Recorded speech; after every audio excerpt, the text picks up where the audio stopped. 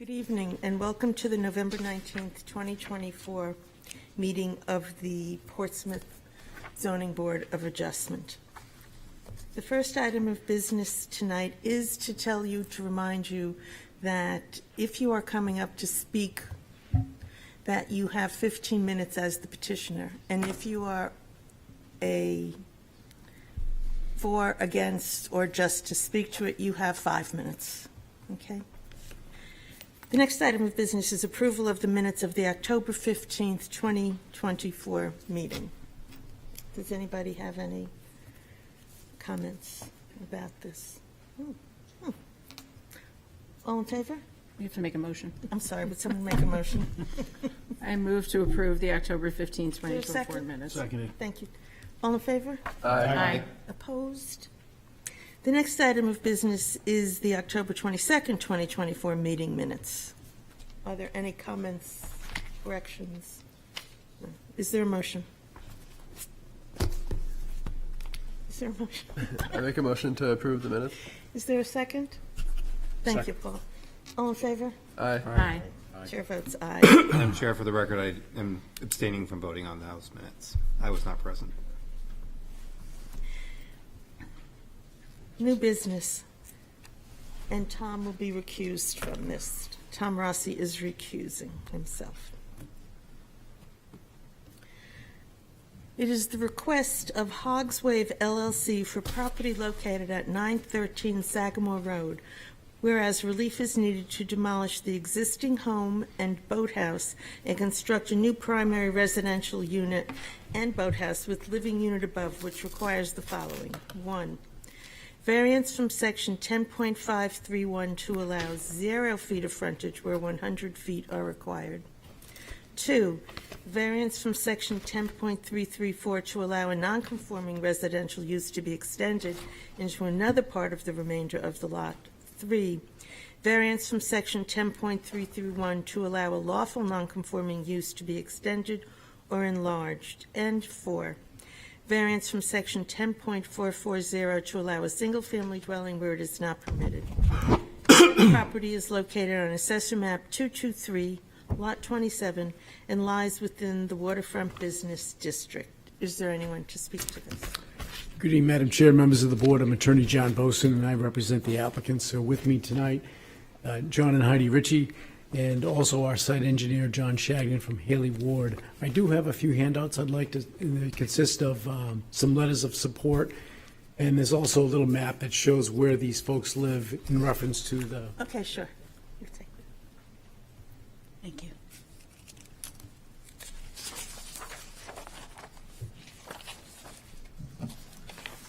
Madam Chair, members of the board, Mr. and Mrs. Ritchie currently reside at 912 Sagamore Avenue, which is the property next door. They purchased 913 Sagamore Avenue, which is the property in question tonight. It's a large, irregularly shaped lot that's actually set off from the main travelway by 2 other properties. It's accessed through a shared private driveway. It's bounded by Sagamore Creek to the south and wetlands to the north.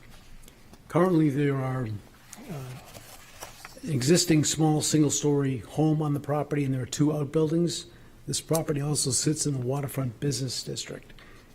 The existing house is pre-existing non-conforming dwelling, but it's worth noting that 4 of the 6 surrounding lots all have residential uses.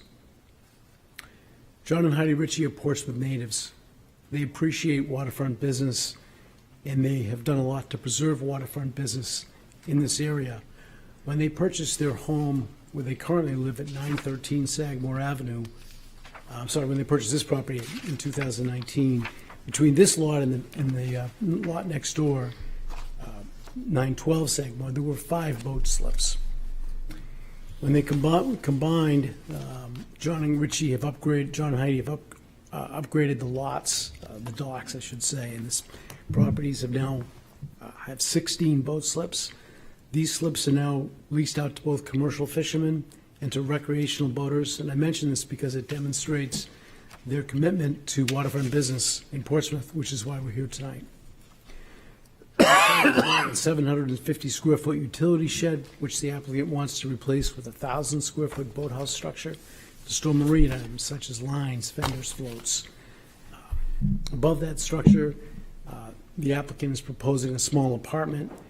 This could be leased out to somebody such as a waterfront business employee or somebody in the trades, but that's how they envision that one single unit being used.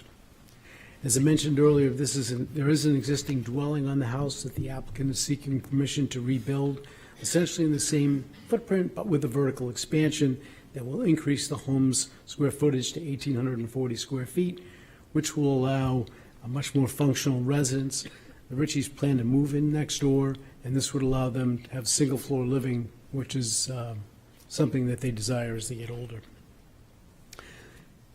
Overall, the residential uses will help support the ongoing dependent waterfront business uses, and we think this is a good use for the lot, which is over 3 acres in size. So 2 dwelling units will certainly not overcrowd this lot in any way. This project has also been reviewed by the Conservation Commission, who unanimously approved the project on October 9th, 2024. If approved tonight by this board, the project will go back before the planning board, and it will also, for a conditional use permit, and also require approval from New Hampshire DES. We seek a total of 3 variances advertised to allow frontage at 0 feet where 100 is required, to allow non-conforming residential use to be extended into another part of the lot in the waterfront business zone, and to allow a lawful non-conforming residential use to be extended or enlarged.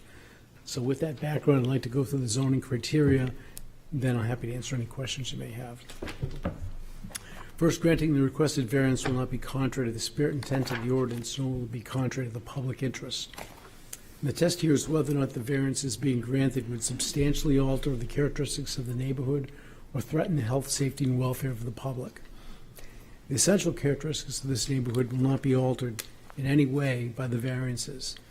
Residential use currently exists on this lot, and most of the lots that abut this lot are residential. A second single apartment unit on this lot that is more than 7 times the minimum lot size will replace the existing outbuilding in the same location. It's not going to have any negative impact to the essential characteristics of the neighborhood. And the same can be said with the expansion of the pre-existing home on site. As mentioned earlier, the expansion of the existing dwelling will require further planning board review and New Hampshire DES review, further protecting the health, safety, and welfare of the public. And lastly, it's worth noting that there is neighborhood support for this project. Next, substantial justice will be done by granting the variances. Whether or not substantial justice will be done requires the board to conduct a balancing test. If the hardship upon the owner outweighs any benefit to the general public in denying the variances, then substantial justice would be done by granting the variances. In this case, there's no benefit to the public in denying the variances that's not outweighed by some hardship upon the owners. The lack of frontage is a pre-existing condition which cannot be remedied. The project also introduces, although a very much needed dwelling unit to Portsmouth's inadequate housing stock.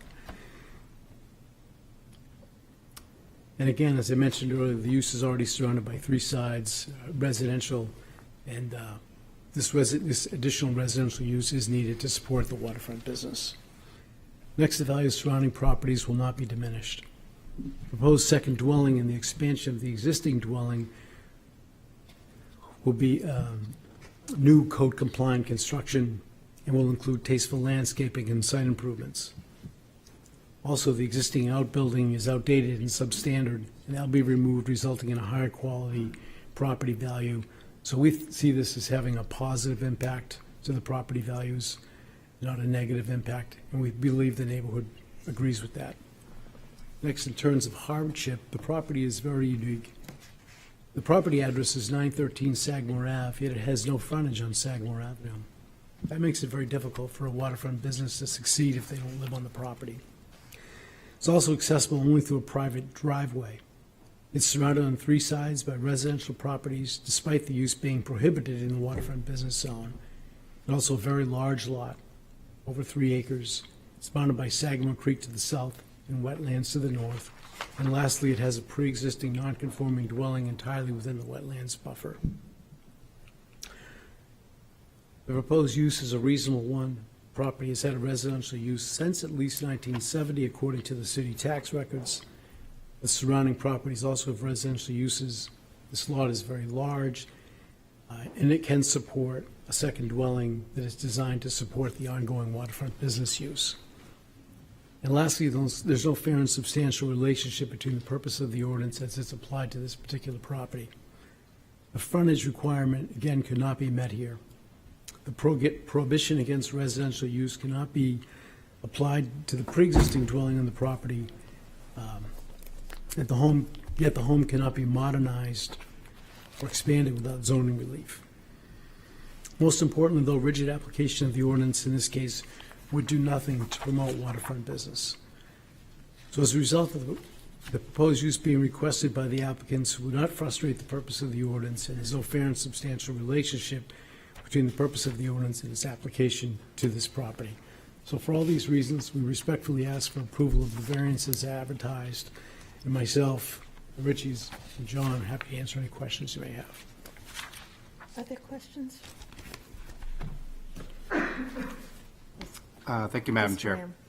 So, looking at page 34 of our packet, which is the tax map, I'm just trying to understand the access to Sagamore Avenue from this property.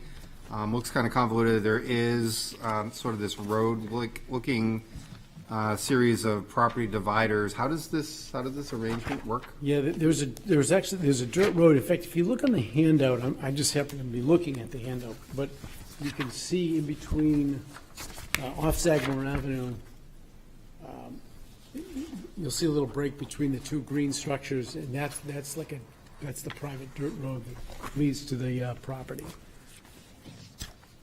And that's why I think it makes for a challenging spot for waterfront business, because if you didn't live on that property, I don't know how you'd really succeed as a business owner with no access on a main thoroughway. Yeah, I guess I'm trying to understand the legal relationship. Like, is there It's easements, just a or is private it right-of-way. common ownership, or how does that access way work? Yeah, it's a private right-of-way contained in the deed. Okay, so there is like a legal relationship that says that that's an access point for this property. Mr. Ritchie may have something to add to that. So to answer your question, it's the first 75 feet, we have a right-of-way over, it's 25 by 75 that gets us 75 feet off the road. It's then a 25-foot right-of-way, of which 912 Sagamore owns 13 feet, and 913 Sagamore owns 12 feet. So it's a split right-of-way, once you're 75 feet off the road, that gets us to there, also gets us to the Golder property. So it's a right-of-way for us to get 75 feet in, and then we have a right-of-way that we share to our two abutters. Okay, and will the property that you currently own, well, you own both properties, but the one that you're currently inhabiting, does that, again, have a legal right-of-way to extend into access to this property? Yes. Okay. Yes. Yep. All right. Looking at page 42 of our packet, that's your variance plan, so it's your sheet 2, C105 sheet 2. I was a little confused. There's the illustration of a red garage, but is that structure staying or is that being demolished? It's shown on this plan as continuing to exist up near the waterfront Yeah, area. that one's staying. That will remain in place. Okay. And then really sort of coming to the heart of this issue here in the waterfront business district, in your description, on page 30 of our packet, you use the term. So you talk about, hey, we're supporting the waterfront business. That we've added some boat slips, leasing to commercial fishermen and recreational mariners. I'm trying to understand better. What is a recreational mariner? It's a nice term, but I'm trying to understand what that is. Boater, like you and I. I'm not a boat owner, so. Just a private boats. Okay. So the commercial, there are commercial fishermen that, a lot of lobstermen keep their dock boats there, and then some recreational boaters. Okay. Yeah. So there'd be people that own a boat and use it for their own personal Personal enjoyment, pleasure. not Yeah. necessarily like renting it out or? Correct, just personal, yeah, just personal dock space. And I guess towards that end, I just would like to understand from your perspective, so our waterfront business in our zoning ordinance says, the intent is to accommodate and support business uses that depend on the ocean or the Piscataqua River, business uses that depend upon the ocean or Piscataqua River for transport or resources. So how do you feel that this proposal is contributing to that concept? I think a marina would qualify for a waterfront business use. We see that on Sagamore Creek.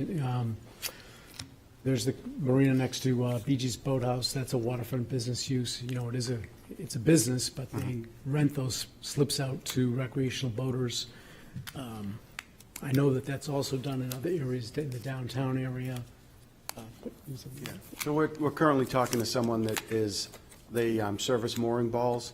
They may look to rent part or all of the red shed for all their equipment, and they may keep their boat there 9 months a year. So that is truly that waterfront business.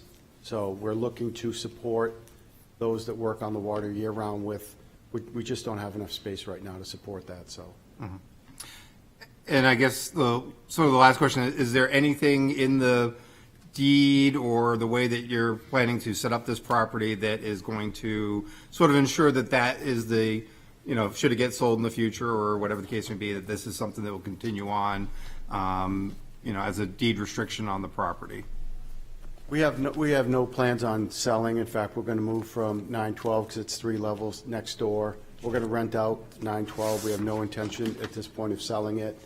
We're committed to that whole space. So I think the district itself, the zoning allows for that waterfront, but right now we have no intentions of selling either property. Okay, thank you. So picking up on where Mr. Rayam left off, how do we ensure that a business continues on this property while you own it and into the future? You can mandate the next buyer to operate the business, no different than if it was a business on Lafayette Road. You know, you couldn't mandate the next buyer to operate, you know, the restaurant as a restaurant. I mean, change it to a, you know, something else. So what I'm saying, I'm sorry to interrupt, Mr. Yeah, Attorney no, Bozen, let me be a little bit more specific. The intent of the waterfront district is to encourage businesses that depend on the water. And you are saying that you're going to continue to operate the boats, the renting of boats for commercial and and recreational purposes. And that is part of your presentation for actually being allowed to put a residential unit or extend the residential unit on this. So it seems to me that if we were to approve this, I think that, I mean, how would you feel about a stipulation that says that a water-dependent business use should continue? I think that's the intent. I mean, these docks that have been upgraded by John and Heidi have been done with that purpose in mind.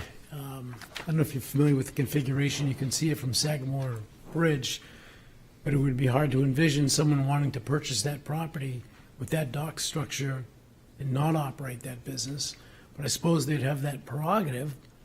But as long as, you know, we could certainly stipulate that as long as the Richies own that property, they would continue to operate that waterfront business. If they didn't, that use would, you know, I guess we could argue that that use would lapse, right? If it wasn't used, you know, for a period of, you know, 12 months or 24 months, you know, would discontinue. But any change in use would have to come back before this board for approval. So if they wanted to change it to something other than waterfront business, they're going to need this board's approval. So continuing on with the business aspect of it, the boathouse is nowhere near the creek. How does this business operate? How do people come into the property, go over the paved drive, and then access the pier, the docks in front of the house? Yes, and then they walk down to their docks. The boathouse is really used to store marine-related goods. So you got your fenders, your lines, fishing poles, things of that nature are stored in the boathouse. And then the building that is existing now, which will continue, what is that intended for? The red- garage to for this paved drive? The red building would be, again, used for marine-related uses only on that first floor. No, the existing one? So we have, one on the water. So the existing one that's closest to the water, Yes. that, we're in discussions with somebody that's possibly going to rent it for their mooring balls and use it 9 months a year. Otherwise, it's got trailers, boats. We do some maintenance in there, that sort of thing. So that's the one that stays close to the water. The one that we're proposing, which is the shed, that dilapidated one with all the windows broken out, that's the one that, again, would like to make into a boathouse that we could service. It would have lights, maybe put heat. We could work on things in the winter, where the garage down below is pretty dated, but it's dry. It's, we use it for storage trailers. If you went in there now, there's a tractor, there's a trailer. So we want to use them both just for equipment, for trailers, those sorts of things that support everything on the waterfront. Okay. And just one final question, if I may, Madam Chair. Of course. One of your representations is that residential use is necessary to support the water-dependent business uses along the creek. Can you just flesh that out a little bit? The more boats you have, the more need you have for, having somebody on site makes a lot of sense. Boats are expensive. Commercial fishermen come and go at off hours. This property is not easily accessible. It sits way off from the private right-of-way, through a private right-of-way from Sagamore Ave. So we think, that single unit that we're seeking approval for would be most likely best suited for somebody who became the caretaker, employee of the marina. That's how they envision it. Okay, thank you. No questions? No. Mr. Neese? Thank you. I don't know if this question is directed to staff or directed to Attorney Bozen here. How is this apartment above the garage considered different than a detached accessory dwelling unit? Or is it considered different than a detached accessory dwelling unit? And if so, if it is considered a DADU, do we need to be concerned about the requirements for DADUs? I can answer that if you'd like. We didn't call it we didn't call it an accessory dwelling unit because accessory dwelling units were limited to 750 square feet. And because of the footprint of this, it was going to exceed that, so we just called it an apartment. Okay, let me follow up on that. On page 49, you have a drawing of the building that refers to it as an ADU in the table. That might have been by an error. It's not an ADU. So any representation of an ADU. And we did have ADU in some of the original plans. And then after looking at the square footage, we realized it didn't meet the requirements of an ADU, so we just removed it. So can I follow up with the staff, perhaps? I think this next one's for the staff. If it's not an ADU, should we approve this request? Do we need to be specific about how many residences are allowed on this property or not? If you wanted to clarify in the motion, you certainly could. The description does say, a boathouse with a dwelling above it and a single-family home. But if you want to be more specific than that in a motion, I don't think there's any issue with that. Thank you. One more question. When you in your submission, when you talk about the complying with the spirit of the ordinance, you refer to the fact that there are other properties nearby that have residences which are not consistent with the waterfront business district. I guess how do you reconcile using that argument with the specific guidance in the ordinance that adjoining properties that violate the ordinance are not to be considered when determining whether the request complies with the spirit of the ordinance? by illustration really only. That's why I gave you, the handout, so, you could visualize these surrounding properties. They sit in waterfront business, they are residential uses, they do support this project, but you're correct in terms of what the ordinance says. Okay, thank you. Okay. Mr. Manna? Yes, along the same lines as Mr. Neese. It's already non-conforming because there's a residence on the property, correct? Correct. You want to extend that non-conforming use so you can build an apartment over a new boathouse, correct? Correct. How does residences, 2 new residents, support waterfront businesses? There's only one new residence, because there's already one exists, so we're asking for one more. And that supports it by allowing the Richies to hire somebody to work and offer them a place to live, so they can live there. This isn't a luxury apartment. This is going to be above a working garage for waterfront business, and allow somebody, a caretaker of the docks, the boats, to live on site and manage the property. We think it'll help. They think it'll help manage that business. 'Cause John does have another business. It's not his full-time job. What structure is the business located in? The apartment structure is waterfront business. Excuse me? It's waterfront business. The whole lot's in waterfront business. I understand that. And you're running a Waterfront. mooring business, you have docks, you're going to Yeah. be renting them out. What structure is associated with that business?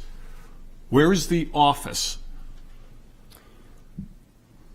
Or do you meet out in the parking lot? So the office will be in the new 913 dwelling.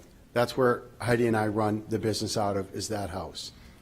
So, So your house is also your business? correct, Okay, yes. thank you. And the apartment above, again, we need the space for the boathouse, and we just thought, if we can get the variance, that's great. If we can't, we're still going to build the boathouse, but I just thought it may add some housing stock, and I don't believe ADUs are permissible in waterfront business. That's No why. residences are permissible in Understood, waterfront but going businesses. back to the ADU piece, so that's why we just called it an apartment. So if the board is so inclined, that would be great. If not, Okay. we'll still build the boathouse. Thank you, John. Any further questions? Okay, thank you. Thank you. We will open it to the public.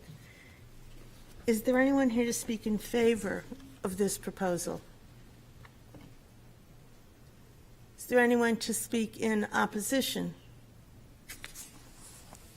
Is there anyone to speak to, for, or against? Then the public hearing is closed, and it's back to us.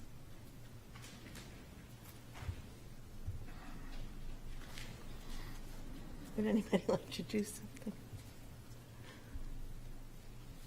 Well,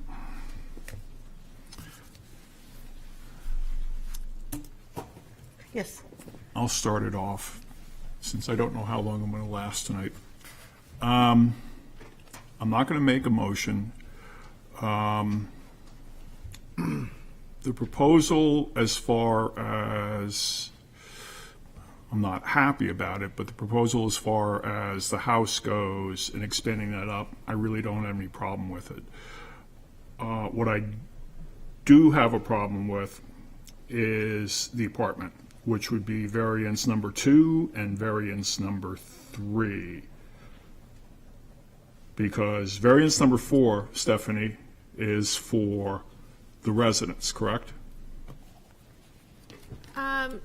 Yes, encompassing, Strictly the single-family residence that's already there, yes. okay? 2 and 3 are for extending the residence to the boathouse. The residential use. Yes. 2 and 3. Okay. So, I'm good with 1, Conservation Commission's good with it, and I'm good with 4. 2 and 3 I'm not. And that's where I'm at right now.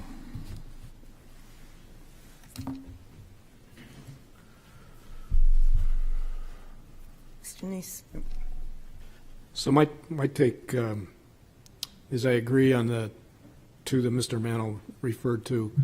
However, I think there's some value in extending is the wrong word. I think there is some value in the additional boathouse because it keeps this more of a waterfront business property, even though there's a residence on board.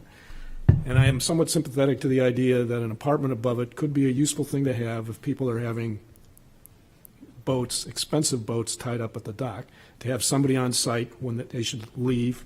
There's no guarantee the person will be there at all times, obviously, because it's a residence, but I think that there's some merit to that idea.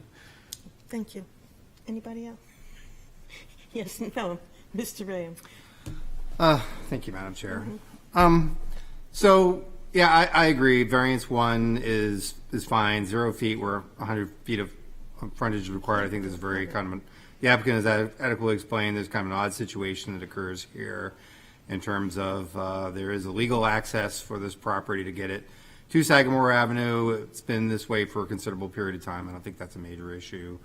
4, in the sense that there is currently a residential use on the property, maintaining a residential use. I think there is some fair argument that could be a component of something that would be approved.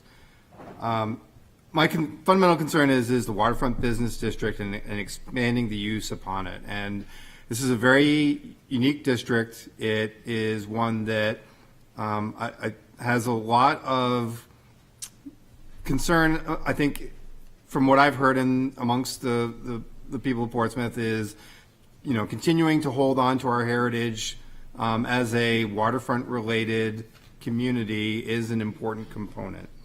We had another applicant come before us a short time ago who was looking to also convert another one of these properties and was looking to put multiple dwelling units on it. We ultimately turned that down because simply there was not enough connection to the ocean here. And I understand that the applicant is basically saying, hey, I've set up a couple of piers, I got a couple of dock areas here, and I have people who come up and tie their boats. I'm not entirely sure that just recreational use of a boat, that is to say that somebody who's just using it to tie up their boat, that they go and enjoy themselves, is really in the spirit of what the waterfront business is trying to accomplish. It's really trying to accomplish something more substantial. And I understand that the applicant is saying, hey, I have some plans to try and further this, and I wholeheartedly believe in their sincerity with that. At the same point in time, this variances that we are granting run with the property, and there's nothing to say that in the future, should the applicant choose to sell it, which is certainly their right, that use would continue on in follow on. I fear too much that what we're being asked to provide is a very substantial home, which is going to just turn this into another waterfront property, which are so precious, into another beautiful waterfront home that ultimately would get sold as such, and whatever waterfront business tie-ins there were would become disused. And towards that end, I have a lot of concerns with this. This is, again, this whole waterfront business district in this area. There's a few of these properties that are landlocked, and I think we've heard some arguments in the past that, in essence, it's a landlocked piece of property. Why is it in waterfront business? It would make more sense as residential, and I would agree. This is not one of those parcels. This is one of those parcels that does really have a substantial waterfront presence, and towards that end, I think there's a desire to continue to maintain that. I could be okay with something that came along that would be clearly just a work-live unit, where the emphasis was on the waterfront business piece and not so much on the residential piece. What I'm seeing here is a very nice residence that, as an adjunct, has a waterfront business piece that might have like a work-live unit, but maybe not. And again, that's not necessarily representative of this particular applicant's way of thinking, but how do we preserve that into the future? I don't see that. And I'm fearful of allowing this. Maybe it's naive of us as a community to consider this little neighborhood to continue to be waterfront business. But I think if that is something that we determine to be true, that needs to be changed by a zoning change, i.e. a legislative process, to kind of look at it and say, as a community, do we feel this still makes sense? Or has it just become so residential that, a residential use is what makes the most sense? And we haven't gotten there yet. Maybe that's where we are ending up heading. I just don't think this board is the right venue to make that kind of determination. Someone like to make a motion? Okay, then I'll talk. I would be in favor of this petition. I don't think that unit over the garage changes the character of the property that seriously. It may very well end up that someone associated with the boatyard works there, and that would be terrific. But I always feel like this waterfront business district has overlaid places that were never waterfront business. They were residences. And so far as I can see, as long as I've lived here, there hasn't been a huge demand for waterfront business to go in there instead of the residents. So for me, this doesn't change the character of the neighborhood. There is the existence of a small business there. I think most of the demand for waterfront business, even should it be, would be for pleasure vehicles, because that's what people have around here. So I don't see this as making a big change for the character of the neighborhood, and I do think it will support the waterfront. So, does anybody want to make a motion?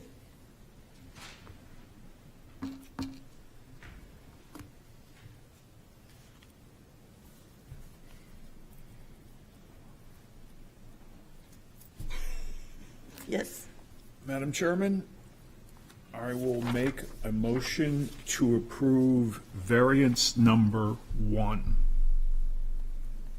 as presented.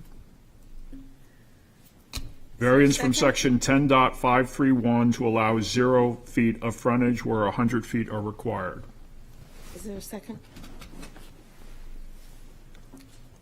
You don't have a second. Oh, well.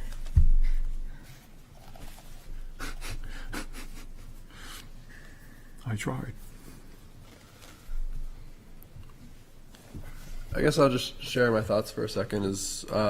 My thoughts are more in line with the chair's, but my hesitance to make a motion is that I'm not sure that that's there's enough thinking along those lines. So I think Mr. Neese spoke in that direction as well.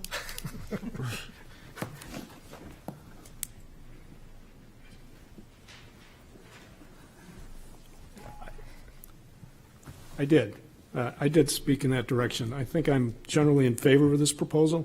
Being a recreational boater myself, I disagree. I think waterfront businesses that support recreational boating are important. This is an area where moorings are difficult to come by, and granted, 5 or 8 perhaps may not seem like a lot, but keeping those available to people is important. So I do see this as a waterfront business.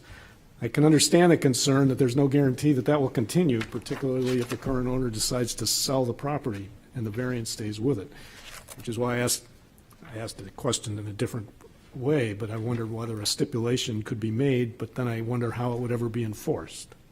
You know, once the house is built, nobody's going to make somebody tear it down because they're not doing a waterfront business anymore. I guess we need a motion of some kind, however. I think the applicant deserves an answer one way or another. I tried. Yes. I will make a motion to deny the variances as presented and advertised, and if I get a second, I'll speak to that motion. Is there a second? Second. So I am almost completely aligned with Mr. Rayom in this respect. I believe that this is really more of an expansion of a residential use with just a little bit of a waterfront business use. I think that I just need to find my sheet. Do you have the sheets for? I usually do. I can't find it. Okay, I apologize. I think that this variance fails on 2 prongs. The first 2 of our analysis, 10.233.21 and 10.333.22, Granting the variance would not be contrary to the public interest, and granting the variance would observe the spirit of the ordinance. The spirit of the waterfront business ordinance is to support waterfront businesses and supporting businesses that depend on the water resource. This application, to my mind, does not do that. It is more of a residential, expanding the residential use of the lot, and with just sort of a side-along, I would say, small waterfront business. And so I believe that it fails on those two criteria. I would also say that this is one of those where the, also granting the variance would do substantial justice, 10.233.23. I do think that there is a tremendous offset, that the public is really harmed by the granting of this variance, which is the further encroachment of residential, expansion of residential uses on the waterfront business. I agree with Mr. Rayum. It is up to the city council to do a legislative fix for this. This is not the purview of this board to rezone this area. And for those reasons, I would move that we deny it. Does the second have anything to add? I am good, thank you. Okay. There further discussion? Okay, then, a yes, oh, I'm sorry, Mr. Ray. Yeah, I mean, I will be supporting the motion. I really do think that it comes down to me, to what we say in our zoning ordinance about waterfront business, to accommodate and support business uses that depend upon the ocean or the Piscataqua River for transport or resources. I guess you could technically say maybe that recreational boating falls into that, but I really do think the vision that the people that created this and that the city would like to see, and again, maybe it's a naive perception for this area, but I really do think it's something more than just another slip for someone's recreational boats. It's something more substantial than that, and I think we need to hold out for that. If that were true, then it's more substantial than for recreational boating. Why do we think that Sagamore Creek is a great place to develop that? I mean, just in practical terms. I mean, I agree completely that it's terrific for, I'm sorry, but I'm having trouble that we're getting ocean-going vehicles down here. That's why we're saving the land. But anyway, you know how I feel. So if there's no further, yes. Yeah, I don't intend to support the motion, as you can tell. I would point out that the applicant mentioned that in additional recreational, he was talking about a company who services moorings. Right. That's clearly done. There's a lot of moorings that are used for lobster boats and other boats besides recreational boats. So I think there is a nexus there to this ordinance. Also point out that it's a stretch calling Sagamore Creek the Piscataqua River, which the ordinance, talks about waterfront businesses promoting Piscataqua traffic. Right. This is not really Piscataqua traffic, though you can get there, I suppose. So I won't support the motion. I'll just say, oddly enough, when you use Google Maps, Sagamore Creek actually stops before this property. It's weird, but so I don't know what this is. But All right, remember, a yes vote denies the petition. Mr. Neese? No. Mr. Mantle? Yes. Ms. Margison? Yes. Mr. Rayum? yes. A yes vote I'm denies. I'm sorry. Yes. A yes vote denies the Yeah. petition. Yeah. We also. What about Oh. Ms. Rickard? I'm sorry, Ms. Record. No. No, okay. I'm sorry, Joe. Okay, so you're a yes. Yes. No. And the chair votes no. So it is 4-3. And you are, Well. No. No. Failed. The vote The failed. denial failed. oh, the denial failed, sorry, I forgot you just can't do the opposite, okay. Now, sorry, guys, now what we need is another motion. I just wanted to add a comment Please. that this is a large property at 3 acres.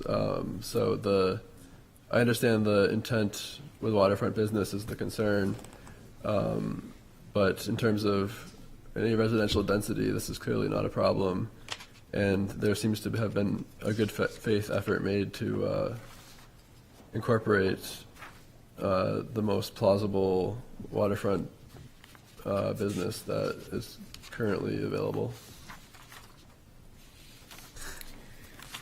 So we need another motion. I just want to say, I guess somebody else is going to make the motion to approve, but the applicant's presentation was that this would continue and this would enhance the purposes of the waterfront business. And I believe a stipulation would be more than appropriate here, that be required to continue. Otherwise, I mean, we've just expanded a big residence that will just have waterfront property. And I would add to that stipulation without additional residences as well.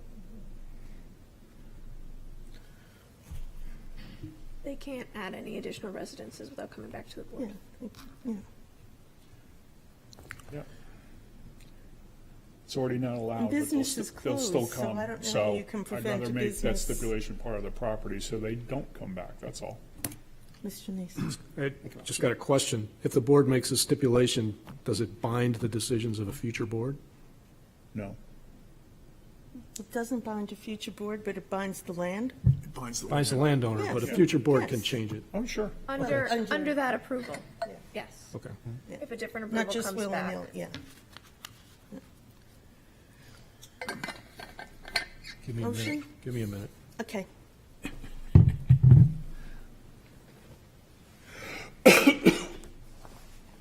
Don't forget the free warrant.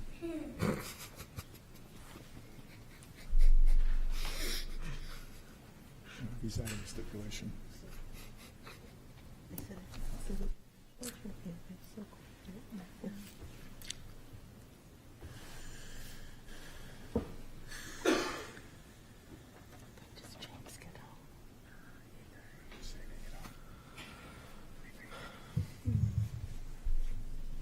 Yes, Mr. Nason. Madam Chair, I'll try and make a motion. I may need some help on the criteria because I might not have them all spelled out here.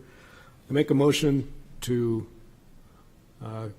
grant the variances as requested, as presented and advertised, subject to the stipulation that the property/owner will continue to operate a waterfront business on the property and that no additional residences will be allowed. That's meant to include the two that are requested here. I think that's clear by granting the variances. If I, It's attached to the approval, so. if I get a second, I'll continue with the, I'll second. You have a second. granting the variance, I don't believe will be contrary to the public interest, and I think it will also observe the spirit of the ordinance. This is an unusual lot. Access to this lot is very constrained. It already has a residence on board, and other waterfront business-owned lots nearby have residences there on board, so to speak. I think the spirit of the ordinance is also being observed by the attempt of the owner to consider that he will continue to operate a waterfront business, admittedly a small-scale waterfront business on the lot, and we've included that as one of the stipulations going forward. So I think this continues with the spirit of the ordinance of maintaining waterfront business properties that promote waterfront activities. I think it does substantial justice to the landowner. I don't see any benefit accruing to the public by denying the variances. At present, we have a lot that, while zoned waterfront business, does not really have a significant waterfront business on it. And so I think that this at least maintains a waterfront business there and will keep that going. I don't think it will diminish the values of surrounding properties at all. There's no evidence that it will. Several of the abutting property owners have given letters of support for this variance that suggests that they're not concerned about their property values going down. This property, moving on to literal enforcement, literal enforcement of the ordinance would result in an unnecessary hardship. This property has a number of special conditions. Access is very limited to this lot. It would be difficult to have an extensive waterfront business here, I think, given the access to the lot. I think because of that, there's really no substantial relationship between the purposes of the ordinance and this lot and enforcing them on this lot. And I hope the second can help me out on some of those. Does the second have anything to add? Yeah, I'll add for I guess for the first two criteria, this is an interesting situation where that the residences, even though they're not permitted, they actually complement the zoning of the waterfront business here, and so, or at the very least, it is not detrimental to the waterfront business portion with the dock and the renting out the slips. And then regarding the substantial justice, well, I guess we could hope that this was an exclusively waterfront business use, even though that's not what's there now. We're really comparing it to this hypothetical that's not even being offered. So this, in replacement of that, is an actual good faith effort of some aspect of waterfront business, or at least in the spirit of it. Okay, thank you. Yep. Is there further discussion before we vote? Okay, this time a yes means approval. Ms. Record? Yes. Mr. Neese? Yes. Mr. Mannel? No. Ms. Margerson? No. Mr. Rayum? No. Mr. Mattson? Yes. And the chair votes yes. This time you really are approved.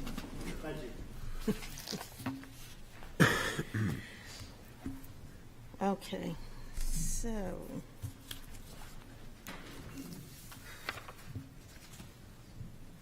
The next item of business, item B, the request of Northeast Credit Union owner for property located at 100 Borthwick Avenue, whereas relief is needed to establish an ambulatory surgical center which requires the following. 1, a special exception according to Section 10.440 to allow an ambulatory surgical center where one is allowed by special exception. Said property is located on Assessor Map 259, Lot 15, and lies within the Office Research District. Is there anyone to speak to this? Good evening, Madam Chair and Board. My name is Jeff Kilberg. I'm with Apex Design Build. Wanted to talk through the ASC. It's approximately 8,000 square feet out of a building that will have 33,000 square feet left for usable square footage. Obviously, this is a special exception request. It is not permitted in any zoning district, so we do have to come before the board. There's obviously no release of toxicity or any type of potential hazard to have the ASC here. I don't know how well the board knows, but the ASCs around the area have been closing, so this is certainly a needed item. And the nice part about the facility and intended usage in the building is it actually will decrease traffic. And that's referenced by the Vaness and Associates traffic study. The other important aspect to this is obviously we have to modify the front of the building, and that comes from the standpoint of having patient pickup, patient drop-off. We'll modify it. However, there will be no detriment or impact to the stormwater as a result of it, so we can convert area that will be converted to hardscape, and it will be converted to green space. Happy to answer any questions that anybody has. Any concerns can be addressed as well. Would you like to speak to each one of the special exception criteria? Yeah, absolutely. Because otherwise, we're just going to ask you questions. Yeah, So might as 100%. well go first. So special exception criteria 10.232.21 standards as provided by this ordinance for the particular use permitted by special exception. This is a permitted use provided that it is approved by the Board of Adjustment. It's in subsection 6.40. ASCs are allowed with special exception. Requirement 10.232.22, no hazard to the public or adjacent property on account of potential fire, explosion, or release of toxic materials. I covered that previously, but obviously this is a ambulatory surgery center, just like any healthcare setting. There will be no release of toxic materials or impact to surrounding facilities or public. Requirement 10.232.23, no detriment to property values in the vicinity or change in essential characteristics of any area, including residential neighborhoods or business industrial districts, on account of the location or scale of the buildings, other structures, parking areas, access ways, odor, smoke, gas, dust, other pollutant, noise, glare, heat, vibration, unsightly outdoor storage of equipment, vehicles, or other materials.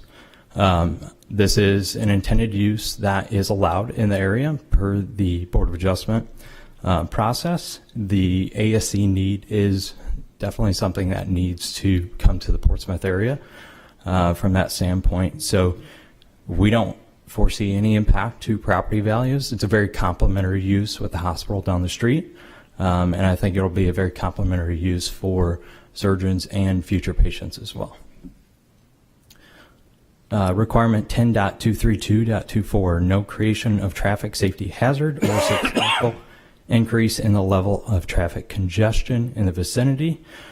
We did submit a traffic report from Vanessa and Associates, and it illustrates that actually the ASC as well as complementary medical users will decrease traffic, which I think would be appreciated in that area. Requirement 10.232.25, no excessive demand on municipal services, including but not limited to water, sewer, waste disposal, police, and fire protection in schools. Obviously, we're not intending to impact any of the municipal facilities, whether it be water, sewer, waste disposal, and the need for the facility won't have an impact on police or fire protection, and obviously schools as well. Requirement 10.232.26, no significant increase in stormwater runoff onto adjacent property or streets. This is a self-contained site. The impact that we are having via the drop-off canopy will be offset directly on our site through additional green space conversion. Thank you. Yep. Are there questions? Mr. Ram. Thank you, Madam Chair. So just trying to understand, I actually Googled it, and I was actually really even surprised that ambulatory surgical center was in our zoning ordinance, because I'm just simply not familiar with that concept. Can you explain a little bit more exactly what an ASC is? Yeah, so let's say, for instance, a surgeon is scheduling a surgery for a patient. A lot of times that surgery would maybe happen at the hospital. In the past, what is, we'll say, a transition in healthcare philosophy is that transition to utilizing ambulatory surgery centers in lieu of hospitals. It helps in the scheduling aspect for surgeon and patient. It also helps in availability in getting into surgery sooner. So it's essentially an outpatient surgery care center, similar to a hospital. But it stands alone. It's not directed by the hospital. Hospital has no impact in how that ambulatory surgery center runs. So what would be like a typical patient load, or what do people come in for? Like orthopedic surgery, plastic surgery. There's a variety of different surgeries, podiatry-related surgeries. It basically can accomplish everything that a hospital can in an outpatient setting. Okay. Going to page 94 of our packet, it's your drawing A2 3.1.2. So I'm trying to understand this building, what the use of this building is with your clients or proposed use. So there's some bright orange up in the corner that shows kind of like the total sort of first floor plan, although I think there's more to the building than that. Mm-hmm. What portion of this building is being used for the ASC purpose? Yeah, so the ASC is actually located in the lower level. So what you're seeing at the top right corner is a depiction of the 8,000 square foot ambulatory surgery center, and then it's further blown up just below that. The main level would be utilized for medical offices, as would what we'll call as the second level in that situation as well. So entire usage of the building will be medical office usage and then ambulatory surgery center. Okay, so the ASC is just a portion of the building? That's correct. All right, and the other uses for the building do not require a special exception? Correct. They're just standard medical offices, which is allowed in the OR zoning district. Okay, and then it says unoccupied suite, 1,377 square feet. What is that? It's a future placeholder in case the ASC needs to expand for any storage usage, but right now is not allocated to the ambulatory surgery center. Okay, so there's no anticipation that that would be a different business. The anticipation is it would either be an expansion of the ASC use or not. And then going to the next page, page 95, your A2 3.21, and then really at page 96 of our packet, A2 3.31. So we do require that you have floor plans. I guess technically if it's an expansion of the use, but I'm curious, all you're showing is lots of big open spaces. Is the intent that this is just going to be a bunch of open spaces with what is the intent of the use of those spaces? Yeah, so these are intended to be separately demised into medical office spaces. Obviously, it's hard to create an allocation of space for tenants who are not recruited yet. And so there's a huge push right now to get the remaining tenants recruited for that first floor. That a 2-3.2.21 is actually the main floor. So that's as you would walk in on the ground level. That intent is to demise that space into separate tenants, but we don't know exactly how much space a tenant's going to take until we get to a lease stage with those tenants. Okay, so there's no common operating rooms or anything like that set up in here? You don't have any plan for that? It's just... There will be OR suites in the ambulatory surgery center in the 8,000 square foot facility in the lower level, but there will be no other OR facilities in the remaining part of the building. So you don't even have an idea what that is at this point in time? Do not. Okay. And then the intent is on the second floor, that'll be subdivided into office space for the various practitioners? Yeah, so there's office space for the practitioners, specific practices. Right now, there is a pain management group that's interested in a small section, a plastic surgeon, as well as the main building, we'll say office support system for managing the building, managing the facilities. Okay. And there is the extensive drive-through area of the building that obviously was related to the previous use as a bank. What is the intent? Yep. For addressing that? So future intent would be that the tenant who takes what is the north side of the building, that's inclusive of the drive-through area, would love to convert that over and be usable square footage as part of the building. It's already accounted for in stormwater management plans. It's already impervious surface because of the roof structure. It just makes a lot of sense to convert that into usable square footage of the building, but we don't want to move that direction without having a tenant on board. So you would enclose all of that? Is that what you're implying? Yeah, correct. You'd essentially put footings, foundations, and walls in and enclose that, and it could become usable square footage of the building. Okay. Sort of a long, narrow strip of a building? It would be complementary to the remaining space of that first floor. Okay. And in the interim, is there any intent to do something to make it crystal clear this is no longer a bank? Yes, as part of the packet. So it would be A1-4.0. There is a rendering of what we're envisioning this building to transition into. Obviously, remove the branding colors that Northeastern Credit Union had, bring in complementary colors to the area, and also the wayfinding signage, both for building and for monument side, would be reflective of this no longer being a financial institution. Yeah, I mean, I saw that. I guess I didn't see where that addresses anything on the drive-through side. That's kind of invisible from that rendering angle, is my impression. Sure. Yeah, it's hard. The building spatially is very long, so it's hard to encompass a rendering which captures everything while showing and showcasing the front entryway. Okay, thank you. Yep. Are there any further questions? Mr. Neese. Thank you. I'm just curious on the traffic studies. You used medical dental office building for generating trip generation, but there's a code for surgical center, which it seems like this is a surgical center. Why wasn't that included? So the code for the surgical center, this was based off of, the traffic study was based off of actual employed people versus the code for the actual surgical center. Because the surgical center per code is not representative fully of this situation with the ambulatory surgery center.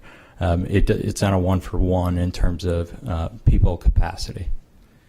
And the expectation is all the offices will be medical. There's not anticipated to be any other use? That's correct. Thank you. Any other questions? Okay, thank you. Yep. Is there anyone in the public who would like to speak in favor of this petition? Is there anyone who would like to speak in opposition? Is there anyone who would like to speak to, for, or against? Public hearing is closed. I'd like to make a motion to approve the application as presented and advertised. Is there a second? A second. Okay, thank you.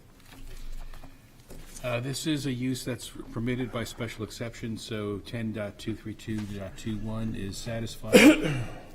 With regard to the remaining criteria, I would like to first state that the overarching consideration here is that this is an application to allow a medical use in an area along a street where medical practice and facilities is quite common and is the predominant usage in the area. And that colors my my assessment of the remaining criteria as follows. No hazard to the public or adjacent property on account of potential fire, explosion, or release of toxic materials. Again, this is the type of activity that is occurring in the area on a regular basis. This does not present any new hazards to the street or to the region, the neighborhood. No detriment to property values. The next criterion, again, going back to the overarching situation, since this is a medical facility in an area that is predominantly utilized for various medical practices, it will not have a detrimental effect by being in close proximity to the other buildings that have similar usage in the area. Safety and traffic, which is the next criteria. There was an adequate traffic study report submitted in support of the application. I find that to be convincing in satisfying this criterion. There's no excessive demand on municipal services. This is not a large facility. It doesn't create any particular fire hazards or waste or water water use or waste generation outside what would be already occurring in the nearby hospital, and therefore that criterion is also satisfied. No significant increase in stormwater runoff. The applicant addressed that, and particularly with regard to the use of green space to offset the canopy. And therefore, I find that all the criteria are adequately satisfied, and that is the basis of my motion. Thank you. Does the second have anything to add? Nope. Okay. Any discussion? Mr. Ram? Yeah, I'll be supporting this motion, although I do kind of think the application is a bit half-baked. I think that the special exception criteria are not extremely onerous, and as the maker of the motion has indicated, I think they have been fully met. Okay. Thank you. Okay, so a yes vote allows the special exception. Mr. Neese? Yes. Mr. Mantle? Yes. Ms. Margison? Yes. Mr. Graham? Yes. Mr. Rossi? Yes. And Mr. Mattson? Yes. And the chair votes yes. So you are all set. Okay. The next item of business is the request of PNF Trust of 2013, owner for property located at 84 Pleasant Street and 266, 270, 278 State Street, whereas relief is needed to merge the lots and construct a 4-story mixed-use building which requires the following. Variance from Section 10.5A41.10C to allow A, 98% building coverage where 90 is maximum, B, 0% open space where 10% is minimum, C, 53% shop front facade glazing on Pleasant Street and 52% on State Street, where 70% is the minimum required. 2, variance from section 10.5A21.B to allow A, 55 feet of building height where 47 is permitted with a penthouse. B, a fourth-story addition at 50 feet in height to the Church Street elevation where 3 full stories and a short fourth are allowed, with 45 feet maximum height permitted. 3, variance from section 10.642 to allow 43% ground floor residential area where 20% is maximum. Said property is located on Assessor Map, Lot Map 107, Lot 77, Map 107, Lot 78, Map 107, Lot 79, Map 107, Lot 80, and lies within the Character District for Historic and Downtown Overlay Districts. Is there anyone to speak to this?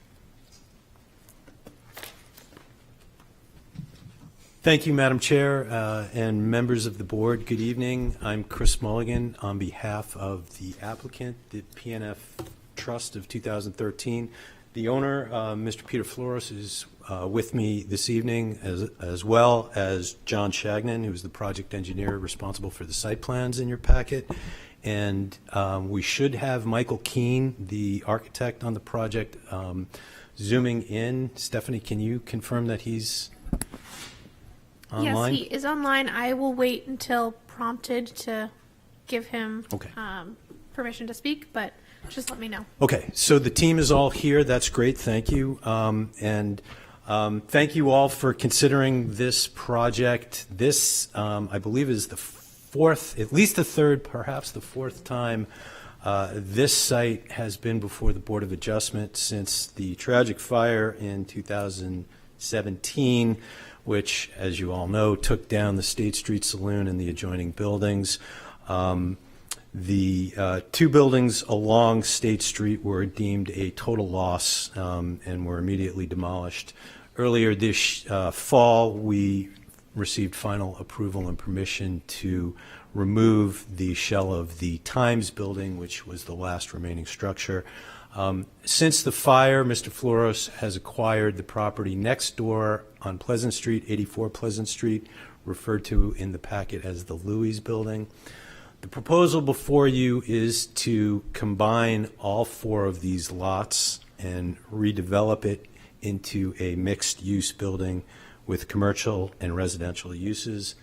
All of the uses that we're proposing are permitted in this particular zone, and the project itself is very similar to the project that was approved by this board in 2020. There were 17 residential units before the fire without any parking. What we're proposing is will total 17 residential units with parking space integrated into the project. What you have before you is a project that requires several different species of relief. The less significant relief, in my opinion, that we're requesting have to do with exceeding the 90% lot coverage, having less than the 10% required open space, having shop front glazing of less than 70% where that's required, and having ground floor residential use of greater than 20%. We'll discuss all those, but I think the real significant relief that we need for this project is the height relief that we're requesting. And in order to proceed with the project that's before you, we need a total height of 55 feet where 47 feet is permitted, and a full 4 stories where 3 stories and a short fourth would otherwise be permitted. So with respect to height, we are exceeding the maximums that are permitted and allowed by your zoning ordinance. However, we're doing this because this reflects the strong desire of the Historic District Commission, their strong desire that we both approximate the size and scale of the Times building as it existed before the fire, and that we avoid a short fourth mansard roof-style story on the Church Street facade of the 84 Pleasant Street building. We are allowed to do that by right. However, the Historic District has articulated their preference that we do what we can to avoid a short fourth mansard roof on that elevation. So, in other words, another way to look at it is that we are, what we are permitted to do by right on this site is considered less desirable and less optimal to the Historic District Commission members. I included in the packet the minutes of the HDC work session in, I believe it was early August, where you can see where we were reviewing the plan that you have before us, and there's a clear sentiment amongst the members of the Historic District Commission that we ask for the variances we need to come up with the best plan that we can, and a plan that would be faithful to an approximation of the size and scale of the Times building as it existed prior to the demolition. So that's what we've proposed, and it's, again, very similar to what has been approved in proposals by this board in the past. Those approvals, of course, have expired. But those proposals were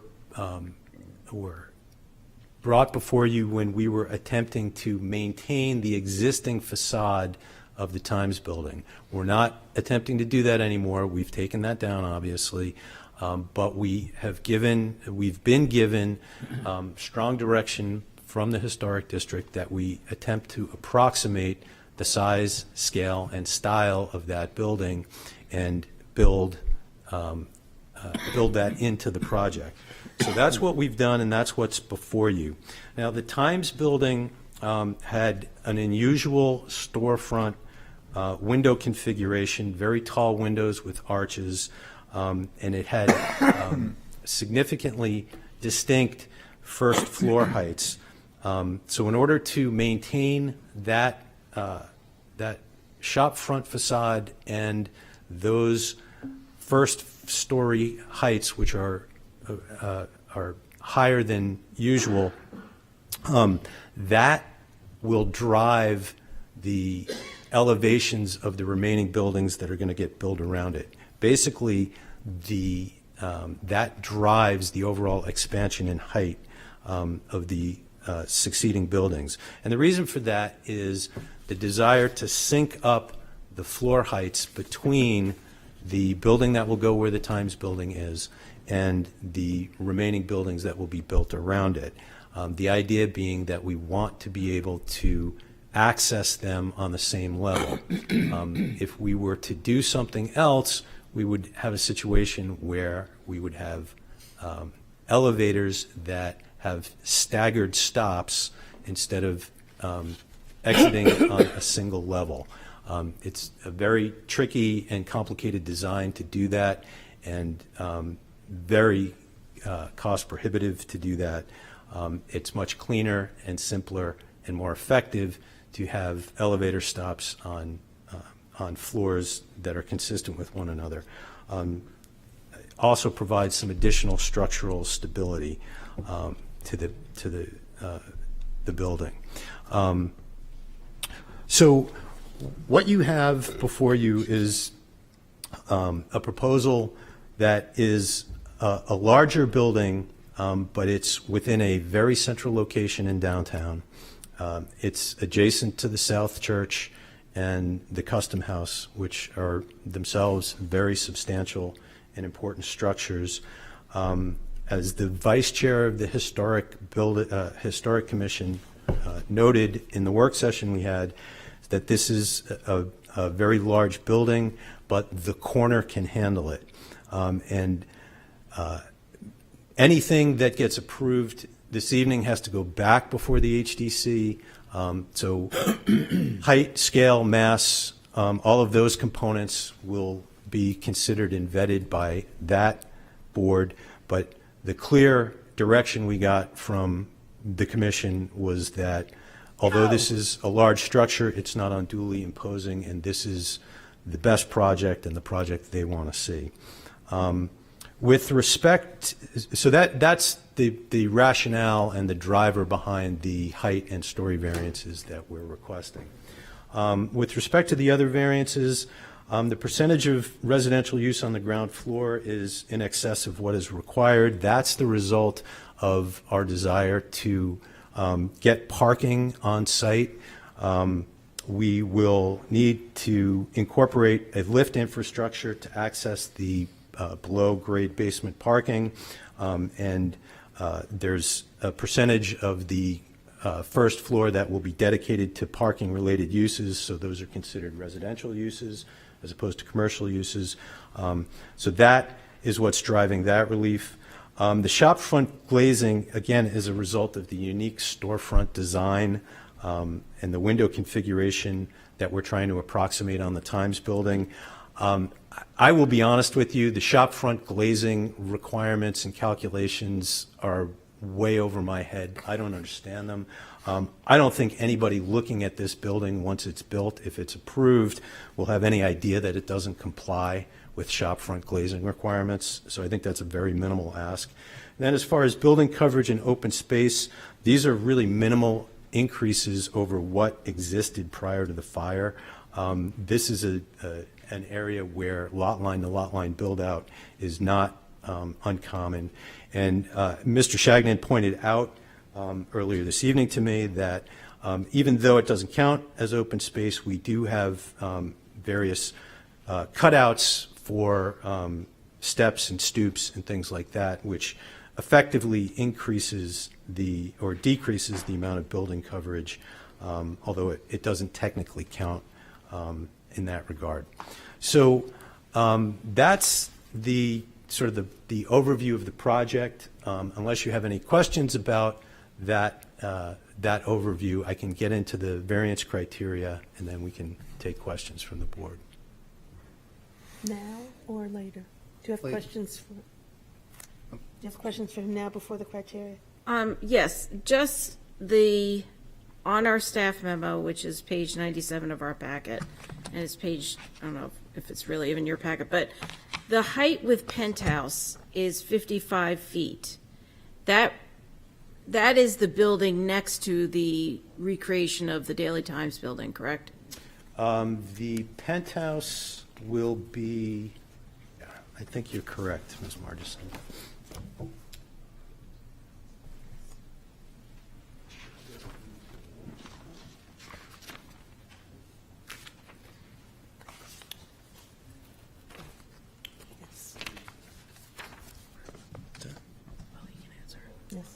Yes. Yes, so it will be next to the Daily Times building. You're correct. Okay, thank you. I mean, I have a number of questions. We normally wait till the end, but Okay, then let's do that. Why don't Right. we do the criteria? Okay, great, thank you. All right, so the first two criteria, that the requested variances will not be contrary to the spirit and intent of the ordinance or contrary to the public interest. These are considered together, obviously, you know, and the test is whether or not granting the variances will substantially alter the character of the neighborhood or threaten the health, safety, and welfare of the public. Here, the character of their neighborhood is defined as the dense downtown urban core. It will remain a dense downtown urban core and be enhanced, in fact, by this project. What we're proposing is intended to replicate or mimic the previous Times building structure that has had been in place since the 1850s. So the nature of the neighborhood and the essential character of the neighborhood will not be altered in any appreciable way. Health, safety, and welfare of the public will be enhanced with new construction. Everything will be obviously up to date and code compliant, replacing what had been antiquated and very older and substandard dwelling and retail units that had been on site. The project has to go not only before this board, the HDC, TAC, and the planning board, but then if it's all approved, it has to go through a very rigorous construction, maintenance, and mitigation plan process with the inspection department. There'll be a lot of eyeballs on this project as it moves forward, so the health, safety, and welfare of the public will be adequately protected. The next criteria for granting a variance is whether or not substantial justice will be done. This is where you have to balance the any perceived benefit to the general public if you were to require strict enforcement with the zoning ordinance against the loss to the applicant. Here, the HDC has already asked us to proceed with a project that exceeds the zoning ordinance's requirements. So to the extent your historic district commission is an embodiment or an expression of the public benefit, their opinion, we believe, cuts in favor of the applicant and the relief that we're requesting, particularly the height relief. With respect to the other, what I consider to be much more minor variance requests, I don't believe there's any gain to the public that isn't greatly outweighed to the loss to Mr. Floros if you were to require 70% shop front glazing or 40% ground floor uses on this project. Surrounding property values will not be diminished if this project is approved. There will be a huge investment in the site as this project goes forward, millions, tens of millions of dollars to make this project see the light of day. The uses that we're proposing are permitted on this site by right. Although we are proposing excess height and stories, we're doing that with the encouragement of the Historic District Commission, who will have the final say on design and other elements, aesthetic elements of the project.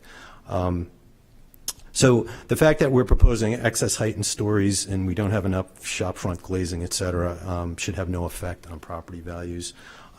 Again, other than the height relief that we're requesting, I don't believe anybody will be able to discern any of the other non-conforming elements that we need relief from. And finally, the unnecessary hardship requirement. This is a very unique property, obviously, in the heart of downtown. We've received a strong sentiment to replace the Times building with something that has a similar mass and scale and that evokes the same design elements that existed at the Times building.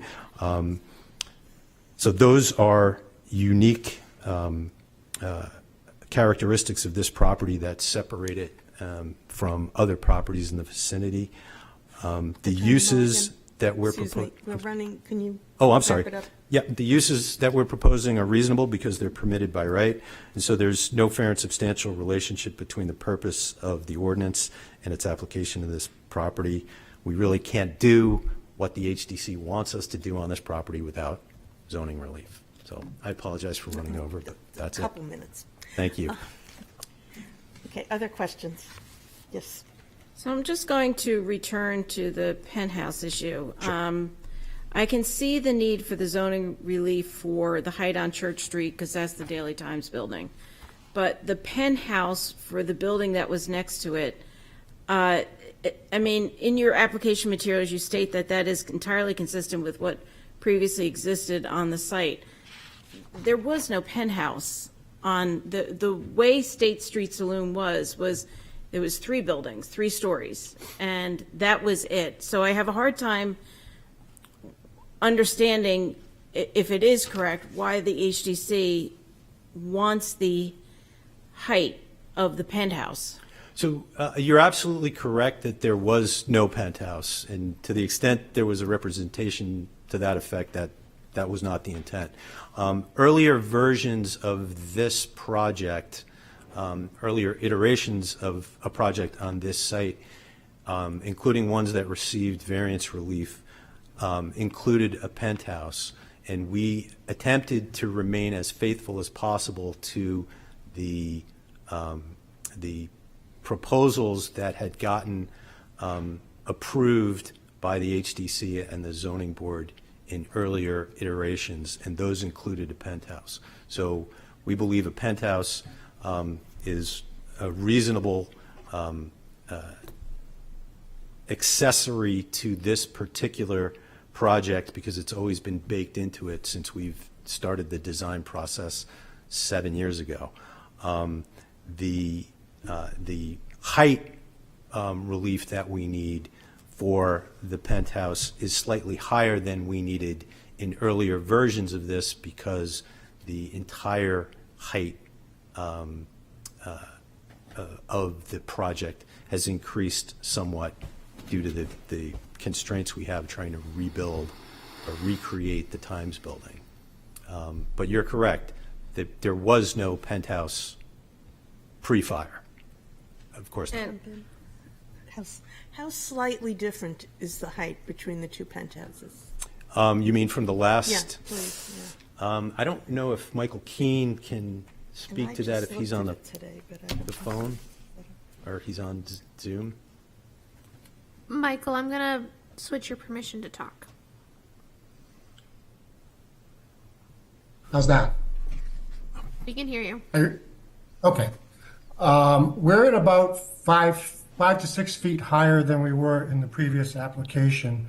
Most of that comes in with the aligning the second floor above the street level with the Times building. There was a 4-foot height difference in the previous proposal between what I'll call the new addition and the original Times building. And then we picked up 1 foot extra in the next 2 floors going up to align those floors. Okay, thank you. I'm sorry I stepped on your toes. that's okay. I mean, I'll be honest, I'm not looking at the previous applications because that's not what's before us. So I think the compare and contrast is not very useful. The behind the penthouse, it looks like there's a bunch of HVAC units on the roof. Is there some sort of like patio structure as well? Around the penthouse, there is a patio structure on the State Street and Pleasant Street sides. And on the Church Street side, there's a patio structure there because of the setback floor where we're trying to avoid the mansard. The HVAC equipment is not on a usable patio, but it is a flat area where the HVAC units would go. They'd be screened from the Pleasant Street side by a mechanical screen, and they'd be screened and the Court Street side, and then they'd be screened from State Street and Church Street by building structure. Okay. And so, There is no patio on top of the penthouse, if that was your question. Okay. The penthouse would not have a patio on top of it. so, and above the third floor on the new building, not the Daily Times Recreation, that's a short floor? That's just like, and what is that exactly? The mansard roof of that third floor with the dormers in it. Yes. The mansard qualifies under the zoning ordinance as what's known as a short story, based on the roof pitch and the design of the roof. So in order to comply with this building height by story in the original design, we put the mansard roof on that. And then the penthouse doesn't count as a story. So that corner building actually complies with building height by story, but not by building height by measurement of feet. Right. I'm just going to be honest. I think that the penthouse aspect of this is very problematic because I don't see that that's driving the need for the height variance. I think is really for the Daily Times building. I understand the shopfront glazing. I understand they want to harmonize those two buildings and make them equal, and they are going to be joined. They're not going to be separate structures like they were before, correct? And so I can understand the need to bring that in conformity. And then just one last question, because I'm sure that others have a lot of questions. So the building, the former Louise building, that will be torn down or that will be renovated? So The former Louis building is in the HDC, and it's in the historic district. The Pleasant Street facade, which is the original building, will remain. There's an addition behind it that faces out into the South Church, faces Church Street. That will be demolished and rebuilt. But the Pleasant Street facing portion of the building will remain and be renovated. And then just one last question, how will that be, that will be harmonized with the existing building that is next to it? Yes, well, it already is. It's already, they share a demising wall. That will not change. Thank you. Okay. Questions? Mr. Ram? Thank you, Madam Chair. So just leveraging off of that, just to be crystal clear to make sure everyone is on the same understanding, despite the fact that that looks like one continuous building along Pleasant Street where Louis used to be, it's actually two separately owned structures divided about roughly in half. Is that correct? Your client only owns half of the building. Yes, that is correct. Okay. But the intent is May I speak up? It's actually 1/3, 2/3. Say that again, Michael? It's 1/3, 2/3. There were three townhouses there. Mr. Flores owns two townhouses, and Ms. Jenny and Mr. Beebe own the third townhouse on the corner. Okay, yeah, I'm looking at page 125 of our packet, your B0A.2. I don't know, roughly looks like half to me, but sure, I'll trust you. So in terms of use on the first floor, just want to make sure that that's also crystal clear. So the half of the Pleasant Street building that your client owns, that first floor use on that side of that, older structure, that will all be considered commercial, or I guess perhaps the access points to the upper floors is probably considered residential, but it's essentially mostly commercial. Is that correct? Yeah, and if, David, if you take a look at, I don't know what it is in your packet, but it's BOA.7. You can see on the first floor plan that we've designated that space commercial retail. Okay. And then you'll see the blue is designated for residential because that's got the parking infrastructure. Okay. So then for moving around, the new building that sort of replaces the old State Street Saloon building, that's all going to be essentially commercial on the first floor, looks like then. And then a portion of the Times building actually is also commercial on that corner? That's correct. And that's counting towards your 56% that is considered commercial? That's correct. So really, the only thing that you are lacking is a portion of the Times building and then the whole frontage of the new structure on the Church Street side? Street. Okay, Yes. understood. So going back to Ms. Margison's points, so again, I'm looking at page 126 of your package, your B0A.3. So this is really where we start to get into the heights of the structure. And when I look through what the relief requested is, do you actually need any relief to build the replica Times building? Well, the replica Times building is a full 4 stories. Yep. So we're allowed 3 stories and a short fourth, not a full fourth. Okay, so there is actual relief required for that portion of the building? Okay. And it's also the height, we're capped at 45 feet plus 2 feet for a penthouse. So we exceed the height there as well. Yeah, so there's a couple aspects to this building. So I'm looking also at your B0A.5, which shows 50 feet as marking the delineation of the top of the additional penthouse that sticks out on the backside of the Church Street elevation. I guess I wasn't entirely sure if that also applies to the Times building, but you're saying that 50 feet that you're marking there is considered the essential height of the Times building, even though it looks like it's a little bit taller. Yeah, I think it may be a little bit taller. And that 4th story there on the Church Street elevation, just to be clear, is not a penthouse. It's just set back. That's another one where we could have gotten a short 4th with a mansard roof, but the feedback against that was pretty deafening. But so that's being proposed as a full fourth story, but it's set back from the street slightly. Which was requested by the HTC? Yeah. Okay. And then going back to B0A3, so your other relief that you're requesting is, again, this sort of the center penthouse that's above, let's call it the old State Street Yeah. building. What is the intent of that penthouse? Is that an actual residential area? Is it a multi-use area? Is it just simply access to a roof area? What's in there? No, it's residential use. Okay, so there is an actual residence up there. Yeah.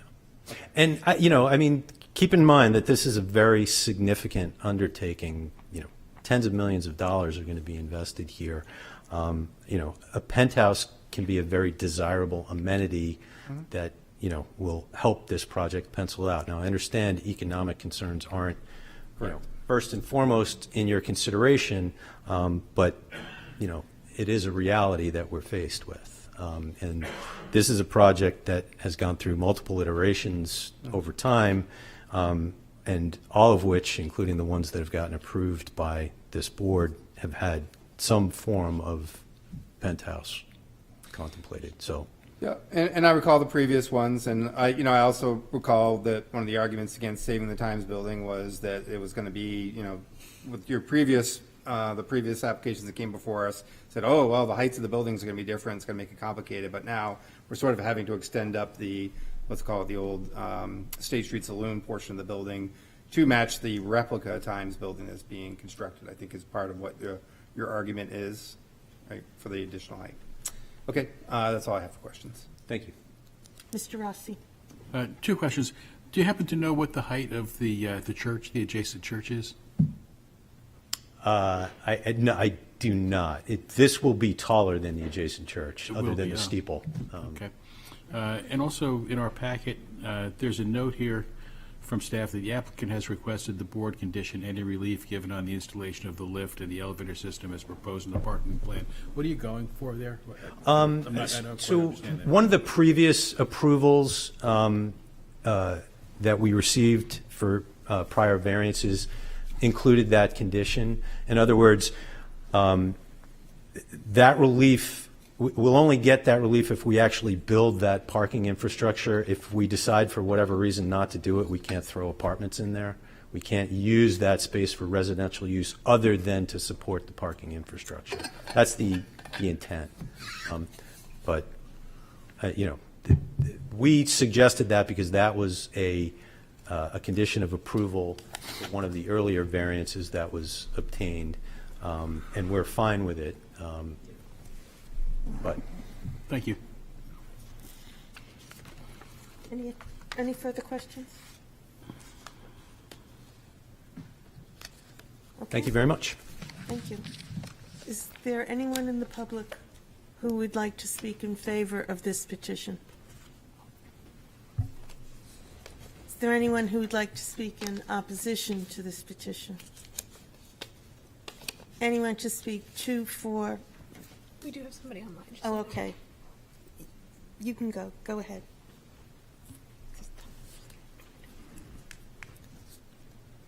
Elizabeth Bratter, property order 159 McDonough Street. I don't know anything about this project, but penthouses are kind of something I've been looking at very closely. So my only question is, does the penthouse meet all the setbacks that are required?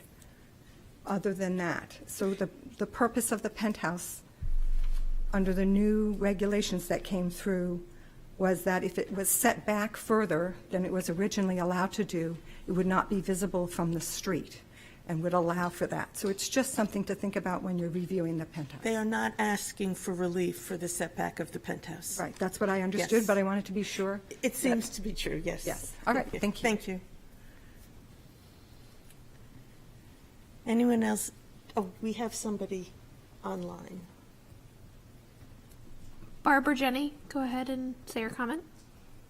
Hi, yes, this is Barbara, Jenny, and Matthew Beebe. We're the owners of Working Stick Properties, and we're the abutters. We're the end of the townhouse building, which is closer to half of that original townhouse building. and my husband's going to speak to some of our concerns. Good evening, members of the board.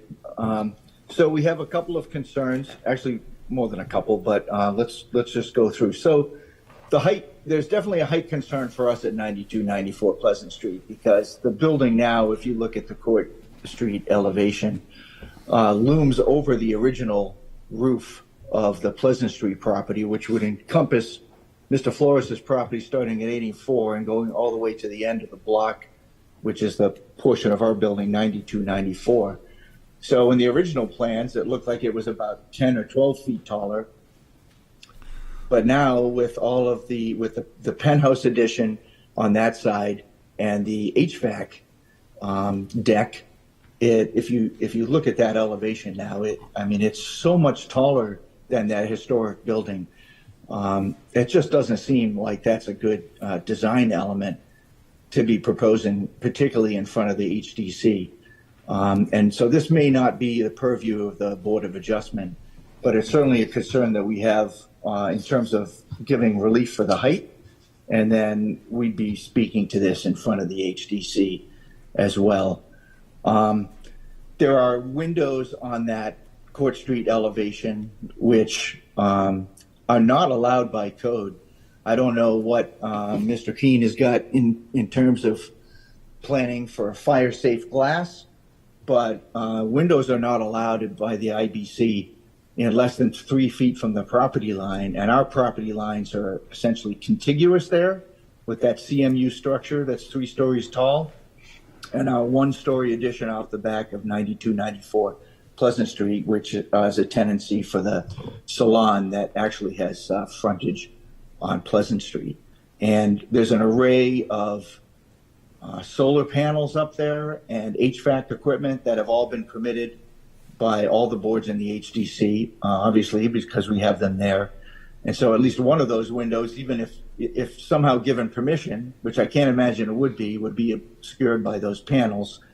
And just in general, I know from looking at and proposing ADU buildings in town that it's generally frowned upon by the boards to have windows that look down over someone else's property. And even though this is a commercial residential hybrid, it seems like that should not be allowed here as well. And just an ancillary point to all of this, of course, is that if for some reason Working Stiff Properties decided to develop the remainder of our property, which includes a 5-space parking lot in the back, there's plenty of room for us to grow and perhaps even grow vertically along that same wall. It just would seem like, I get it. It's not beautiful to have a big old CMU wall. Maybe there's some design elements that could be addressed there to make it a little bit more attractive. But because this applicant has come before anyone else does not mean that they should be given permission to do things that would, adversely affect the potential development of an abutter. And then another thing that we wanted to bring up that hasn't been addressed yet, it's in the new plan. It was not in any of the original plans. So this is something that should definitely be considered by the board, which is the transformer space that is built into the back corner of this building. It's essentially as far away from all the residential elements of the Floros project, but it's right up against the wall that would affect our tenants at that first floor level. And depending on whether or not we ever further develop that property, could have an effect on a second floor tenant that would be in a potentially residential space. The ceiling is tall in the transformer area, but it is enclosed. And I'm no expert on transformers, but they're noisy. And depending on the size of this transformer, I don't know if the applicant would be able to present the requirements, the electrical requirements of this, or that it would be putting out.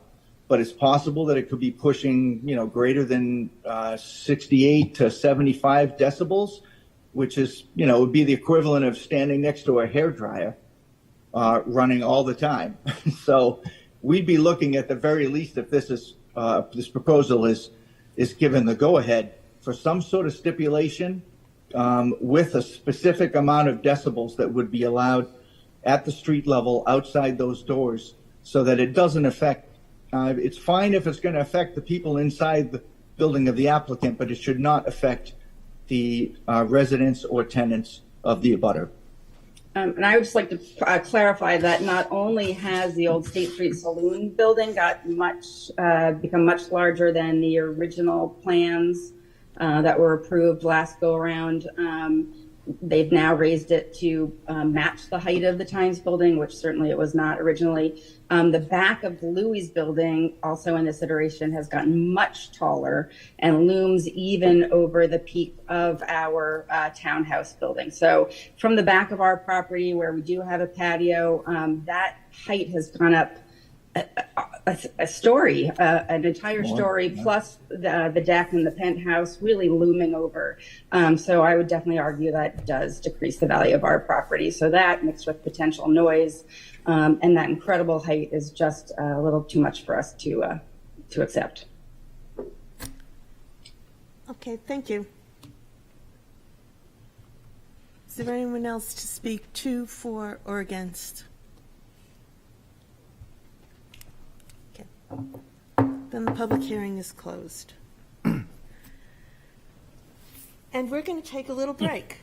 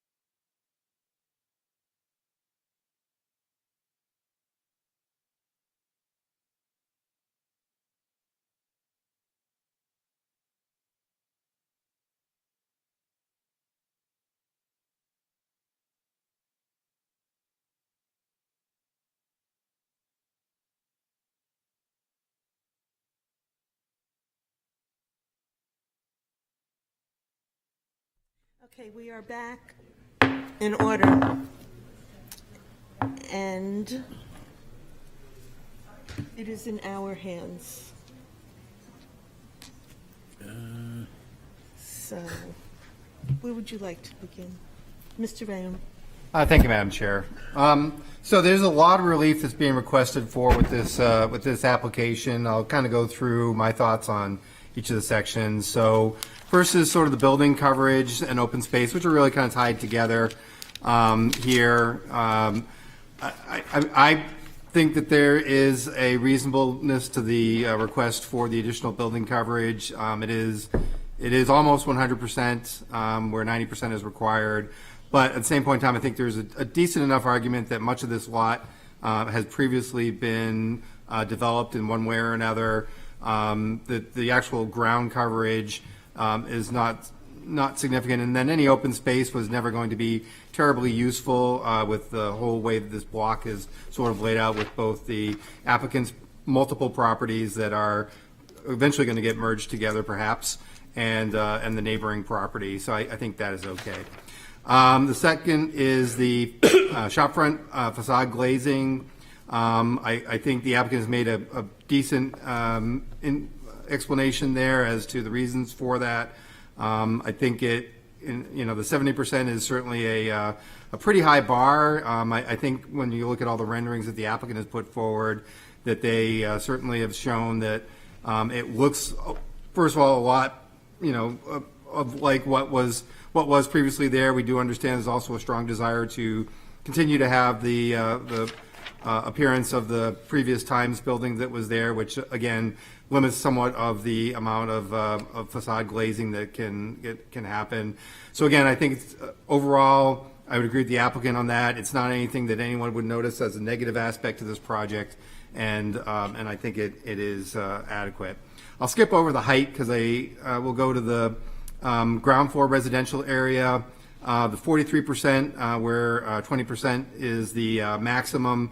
Again, I think the applicant has made a good point where all the more usable ground floor frontage along both Pleasant Street and along State Street is really being used for as intended commercial use. Some of it probably gets subtracted a little bit because of entrances for residences and whatnot, but still, it's really in keeping with what we're intending with that requirement. It's really being driven by the Church Street side, which again is the replica of the Times building. I think drives some of that. Although some of that is continuing to be commercial, there is a portion that is residential at the back. And then really, as the applicant has pointed out, the new Church Street structure, which has this sort of parking piece associated with it, and really just isn't commercial, but at the same point in time, we wouldn't want it to be commercial. And in fact, in the previous board, there was a stipulation that Mr. Rossi asked about, where we kind of recognized that even a residential use, we didn't want people coming out on that. Again, Church Street, very narrow, no real sidewalks there. It's just not really a place you'd want anything other than vehicle traffic coming in and out. So I think the applicant has kind of met that. Now the two height requests. I'll start with the one on Church Street. I'll say one other thing is, one of the abutters did say, hey, one of my concerns is the transformer. There is a site plan review for this that has to go before the Technical Advisory Committee and the Planning Board. That might be a more suitable forum to go and talk about that issue. I think the applicant, or the abutter has a legitimate concern there, but probably not something that would be in front of this board. There's nothing that's being asked for relief for the location of that. The other thing the abutter was concerned about is the height of the Church Street portion as it relates to their structure. My thought is, in terms of that, I do think that the penthouse is pushed back from the street. I think what works for me is, from a sightline standpoint, really with Church Street being very narrow and with the church itself sort of covering up some of the longer distance sight lines to that penthouse, is probably not incredibly objectionable. Also, the section that sort of goes over the current State Street property, that they're sort of going to take down the backside of that and build this up, really is a little bit lower from the looks of the renderings that are being proposed there. It seems more like it's going to be a condenser farm at a somewhat lower elevation. So again, I think from the State Street perspective, and again, you do have, from the Pleasant Street perspective, you do have other buildings that are right across the street, fairly wide street, but still, I don't think you're going to see enough of that to say that it's something that would be objectionable in terms of what we're really trying to accomplish with this aspect of the zoning ordinance, which is not to make excessively tall-looking structures, and solely from a viewpoint of the average viewer. So that leaves with the last one, which is the one that I personally do have a lot of concern about, which is the variance for 55 feet of building height, where 47 feet is permitted with a penthouse. So this really comes back to our straight street view shed that we have over what we'll call the old State Street Saloon building, which again is now. It was previously approved by this board. They're asking for it to be even somewhat taller than previously approved by this board. And I do think that is somewhat relevant in the sense that part of the applicant's argument here is hey, you guys previously gave us this relief. We're just kind of asking for the same thing. You're actually asking for a little bit more, admittedly not probably egregiously more. But I personally voted against this application back when it came before this board, precisely because I do think that that is the one element that's being proposed here that is objectionable, and my objection really comes from the fact that there's a very long view corridor down Pleasant Street, which would include from Market Square, which is really the heart of our downtown area, the reason why we really put a lot of these restrictions in, why a lot of the character district elements are in there. It's to really sort of preserve what that area looks like, try and create some consistency. And I just think the particular view shed there with the North Church right there from our most heart of our downtown, that this particular penthouse rising above it is just going to really stick out. It's going to be exactly what we don't want coming out of the ordinance, and I just think it's asking for too much for that one particular aspect of relief. So that's my thought. Motion? Nope. Okay. Discussion? Did you? I agree with Mr. Rayum. I find that this is really the objectionable part of the application. And Attorney Mulligan was candid and said that it didn't pencil out financially, and that is not within our purview. I think that the height request that there is really driving this per the HDC is for the Daily Times Recreation Building, Daily Times Recreation. I do not find any hardship for the penthouse to go up to 55 feet. Further discussion? Weigh in. And I agree with what both David and Beth have said. As far as the variance requests, because this is new construction, my feeling always goes to, well, you have a blank slate. Why can't you conform? Now, granted, this is downtown, and I have no problem with this being, 100% built out with no community space, because most of downtown is like that. As far as the ground coverage, I have no problem with that anyway, but there you go. It's variance number 2. And as much as you've added a story to the State Street building, it's a replica of the Times building. It's not going to be a brick structure. It's going to be a brick facade. It's a replica. The penthouse is just, as was said, is problematic. But you needed to pencil out the project. And unfortunately, penciling out a project is not one of our criteria. So at this point in time, unless we split the variances, I will not be supporting it. Okay, thank you. Any further comments? Mr. Van. Madam Chair, toward that, I guess let me start this way, is I would make a motion to approve the variance requests as presented advertised for variance number 1 in its entirety, variance number 3 in its entirety, and variance 2B only. Okay, Let us catch up with you there.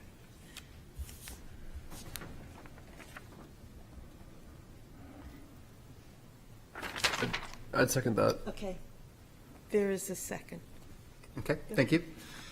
So again, specific to those variances, this is why I feel that they meet the criteria. So first two prongs of the test, and I've explained a little bit too some of my thinking on this, so I'll try and be concise here as much as I can. Granting the variances would not be contrary to the public interest, and granting the variance would observe the spirit of the ordinance. Again, in regards to these specific variances, I think that it meets this. I've given the indications why, from an overall assessment of the general neighborhood and what we're trying to accomplish with the character districts, the applicant is really meeting what those are with regards to these particular variances that are needed.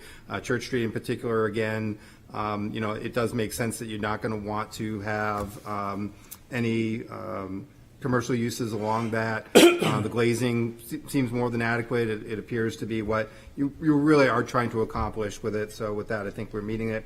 Granting the variance would do substantial justice. Again, I don't think there's anything here that the general public would have for concerns. Again, probably the most difficult one that I would see would be the 4-story in addition of a height of 50 feet, but I think there is a public interest there, and that really is serving partly for the recreation of the Times building, which there is, from a historic standpoint, a strong desire to have that look retained on this block. It was kind of a very unique architectural element of it, and so with that, is allowed by providing for that particular variance. And then the other aspect of it, which is the penthouse on the Church Street side, again, for the reasons I stated, I don't think is objectionable. It's really what we are trying to accomplish without having additional stories widely visible from other locations. So I think the applicant's desire to have all of that is outweighed by any desire of the public. Granting the variance would not diminish the values of surrounding properties. I know that we do have concerns from one of the abutters, but at the same point in time, the development here is not, we're the downtown area, the large amount of space being taken up, slightly larger than what is called for. None of the things that they're asking for relief from this board are things that necessarily impact that specific abutter or any of the other ones in general. I think that the property values would not be harmed by that. And then lastly, our unnecessary hardship, or what is some of the unique characteristics about this particular lot that make it such that meeting all of these requirements out of the zoning ordinance doesn't make sense.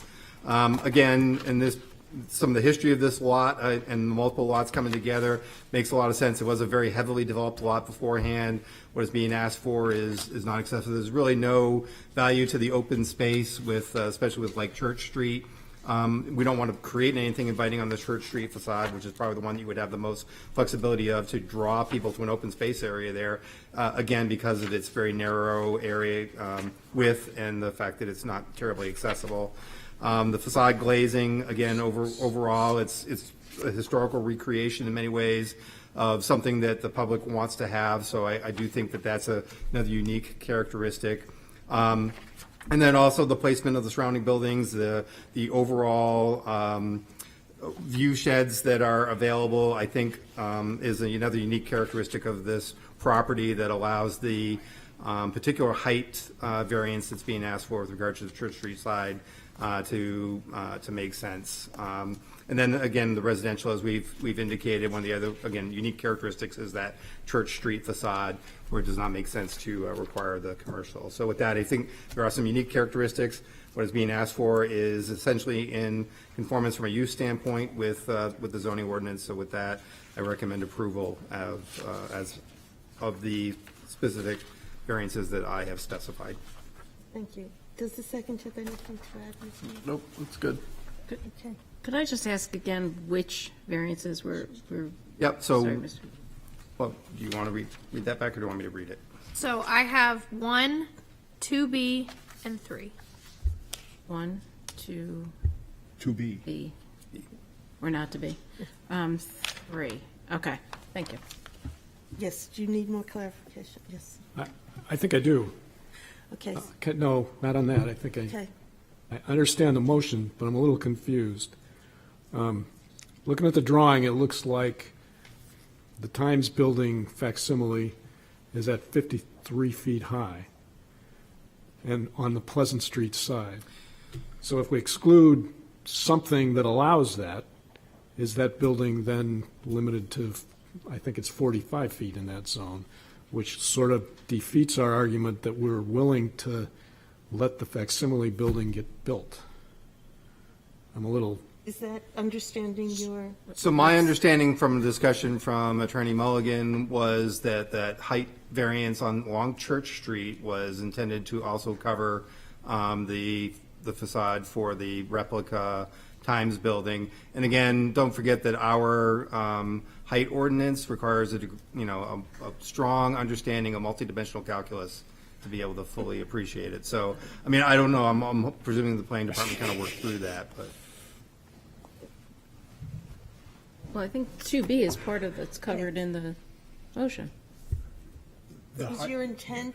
My intent certainly is, based off of my understanding from what the applicant's representative indicated, is that the Times replica building's height is covered by the variance of 2B. That's my understanding. Yes. Bravo. Yes. can I follow up? Not if you confuse us. So you, yes, go ahead, Ray. So the reason I brought this up is if you look at B0A.5, it shows the height along Church Street of the back building, the back, what I'm calling the back penthouse, the light yellow penthouse, as being 50 feet. Yeah. And it's not the same height as the State Street building. Yep. So I understand that we average things out and everything on heights, but I just want to make sure we're not inadvertently making a mistake that we don't intend. I think that's a very good question. Okay, so are you in fact saying that you do not want the extra height for the Times building? That is not what you're I am You saying. don't want My impression intense. is, based off of what the planning department has identified as relief that the applicant requires, and based off of my questioning of Attorney Mulligan and what was there, the expectation is the way that is stated, along State Street, which I'm presuming also includes the short piece of the facade that would be along Pleasant Street, would be covered. Now, I guess if planning department feels differently than that, we would either need a stipulation or the applicant would need to come back to further clarify that subsequently. I wonder if it might be better to put yours in a this is what I approve mode instead of this is what, be inclusive. Do you know what, would that help us? No. No, I That think is that how it's the covered by motion- 2B Yeah, the motion was. to approve everything but the 55 feet height, which is 2A. Yeah, with the intent of You're right, approving it's just everything except the 55 penthouse. addition. So, Okay, does that clarify it for you? so variance 2B is written, is a fourth-story addition at 50 feet in height to the Church Street elevation where 3 full stories and a short fourth are allowed with 45 feet maximum height permitted. So it's, So On the- on Pleasant Street, the State Street building is 53 feet high. But it is 4 stories. Okay. I agree, it appears to be 53 feet. Again, after you do all the multidimensional calculus, is it Right. 53, is it something else? As long as it's, I think it's clear on the record from the discussion that we intend this, to approve the State Street, I'm sorry, the Pleasant Street facade as shown for that building. Yes, that is certainly my intent as a motion maker. Okay. I guess ultimately it's up to the planning department as they go through and look at this and determine if there's some inconsistency there that wasn't previously identified.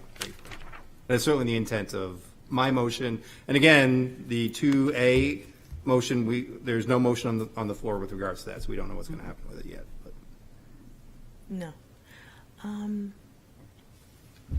Okay, is everybody clear on this? Yeah, I mean, my perception is exactly like David, is that 2B is for the back building, and 2A is for the penthouse.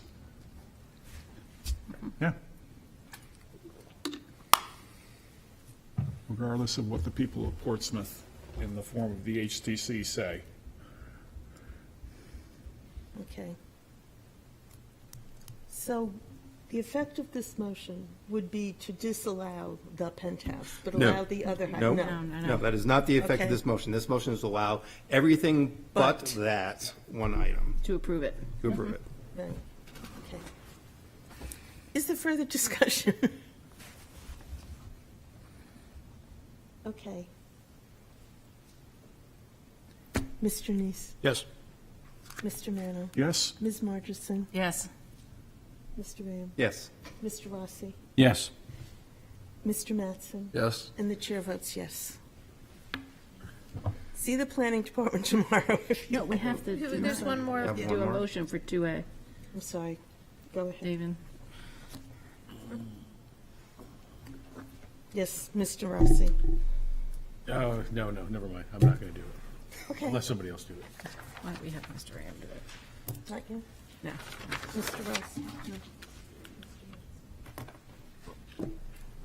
I'll We do can't it. leave 2A on the table. Fine, I'll do it. I'd like to make a motion then to deny the variance request itemized as 2A.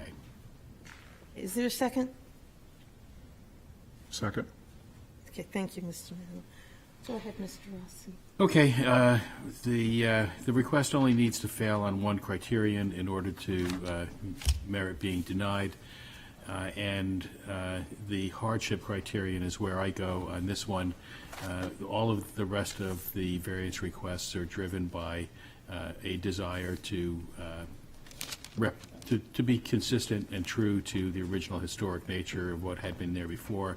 The penthouse is not part of that thinking, and therefore it fails because it doesn't represent a special condition of the property that drives the need for this penthouse. That's all. Does the second have anything to add? He's using hardship. I would use, does not follow the spirit of the ordinance. I mean, the CDL, all the characteristics are just over 10 years old.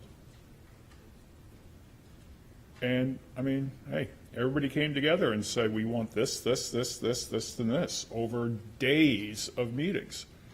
Although, I do agree with David, the heights of the buildings downtown were left somewhat arbitrary, but still, they're the ordinance. And as stated before, I have a problem with clean slate projects intentionally violating the variances when they don't have to. All done. Oh, okay. Oh, Same. yes, Mr. Neese. So if this gets approved, if the denial gets approved, what is the allowable building of the non-State Street building on Pleasant Street? What's the allowable height? I don't have the regulations. 47. 47 feet. They don't have a variance. 47? Yep. So it That would would be be a three- by right proposal, unless they came back for another variance. Okay. Okay. So the by right proposal is 47 feet. I just want to make sure I understand what we're doing here.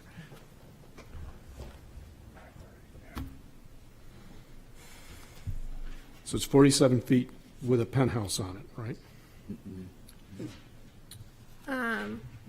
Height with a penthouse is 47 feet maximum.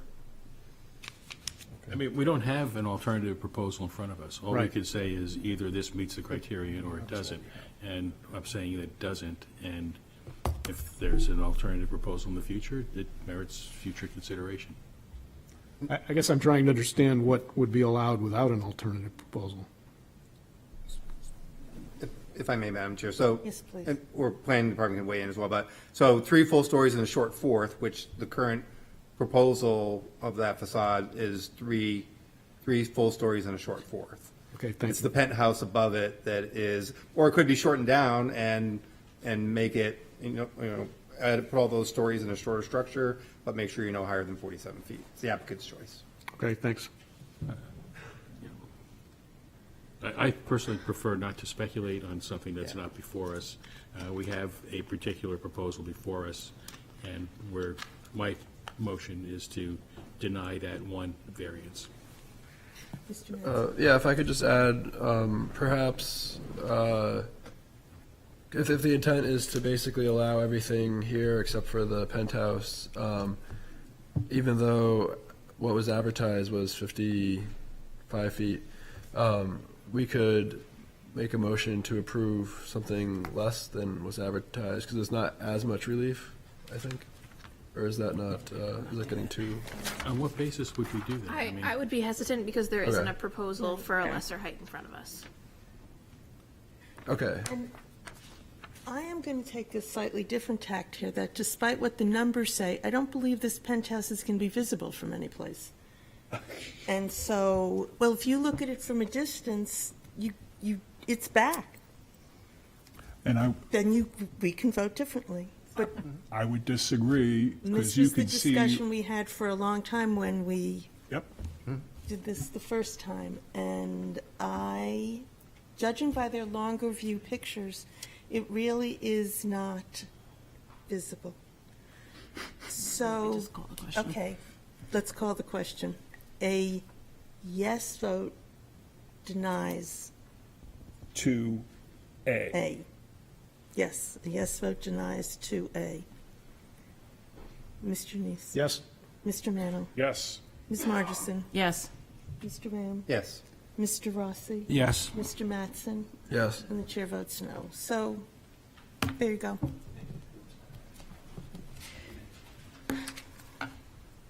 Okay. The next item of business is the request of James and Matt. Did you want to talk about? Oh, thank you, thank you, thank you. I'm sorry. I would like to have a motion to suspend the rules to discuss that we have postponed item F to December 17th. So we need to vote to suspend the rules. So moved.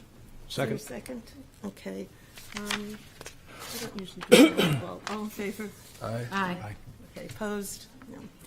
All right. I'm sorry, Mr. Mantle, did you second that? I did. Oh, No, I'm sorry. Mr. Mr. Rossi Neese. did. Thanks. So now we have to accept, I guess we have to decide when we're going to. When is our December meeting? Our December meeting is December 17th, and we have spoken with the applicant. And we feel that not doing it next week, but postponing it gives everybody a chance to prepare to be here, the public as well as the applicant. So it would be for December 17th. So, just to be clear, the board is proposing to suspend the rules to postpone the application of Hanover Street, 361 Hanover Street, to December 17th.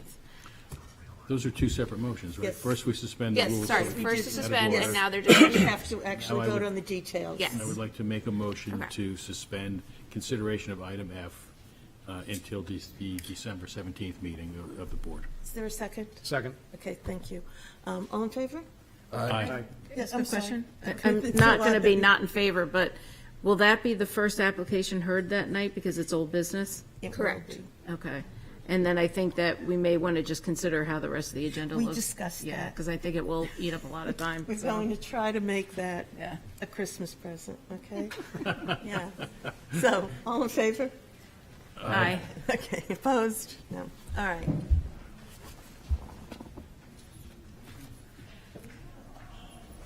We know that Mr. Ram did not, Mr. Ram did not take part in this vote because he will be recusing himself from this project. So, okay. The request of James and Mallett. Before she calls something into the record. Yeah. Okay, thank you. So Jody's in. Okay, you're in, Jode. And then Ms. Recker. Oh, no, David's back. He's not here. Oh, okay. I'm leaving. Gotcha. Yes. Oh, okay. Mr. Mantle is leaving because he is not feeling well for the record. Let's try it again. The request of James and Mallory B. Parkington, owners, for property located at 592 Dennett Street. Whereas relief is needed to demolish an existing shed and construct a new 120-square-foot shed, which requires the following. 1, a variance from section 10.573.2 to allow a 3-foot side setback, which then is required. And 2, variance from section 10.521 to allow 26% building coverage where 25% is allowed. Said property is located on Assessor Map 161, Lot 18, and lies within the General Residence A District. Is there anyone to speak to this? Thank you, Madam Chair, members of the board. For the record, Derek Durbin. I'm here on behalf of James and Mallory Parkington, the owners and applicants. I did want to raise one issue first before we start, at least before I start addressing the merits of the application. I did make a mistake in my written narrative. I had mentioned right yard setback several times, that we were seeking relief from a 10-foot right yard setback. That was obviously incorrect. It's a rear yard setback here. I can't explain why that mistake got made at the time, other than perhaps I was in haste trying to get the application in, but it should not affect the merits of the application itself. I did have a conversation with Stephanie about it as well. The setback would be 10 feet, which is the midpoint for the rear. Typically 15 feet in the GRA zoning district, but we're dealing with an accessory structure, so it's measured by the roof height, the setback distance, or 15 feet, whichever is lesser. In this instance, the midpoint of the roof is 10 feet, so the setback's 10 feet, same as the side yard setback in the district. So I did just want to bring that up before I started to address the merits of the application, if there are any questions about that. Again, my mistake, and it appears that my mistake may have carried over into the planning department memo and legal notice as well, where it says side setback, not rear setback. Yeah. Okay. Oh, yeah. Okay.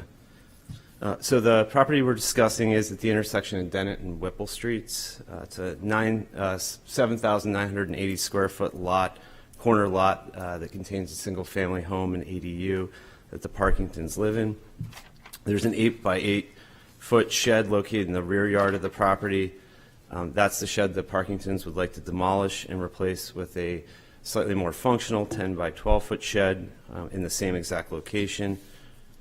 Rather than addressing the criteria in my usual way, where I start with the public interest spirit of the ordinance, I'm going to actually start with the hardship criteria.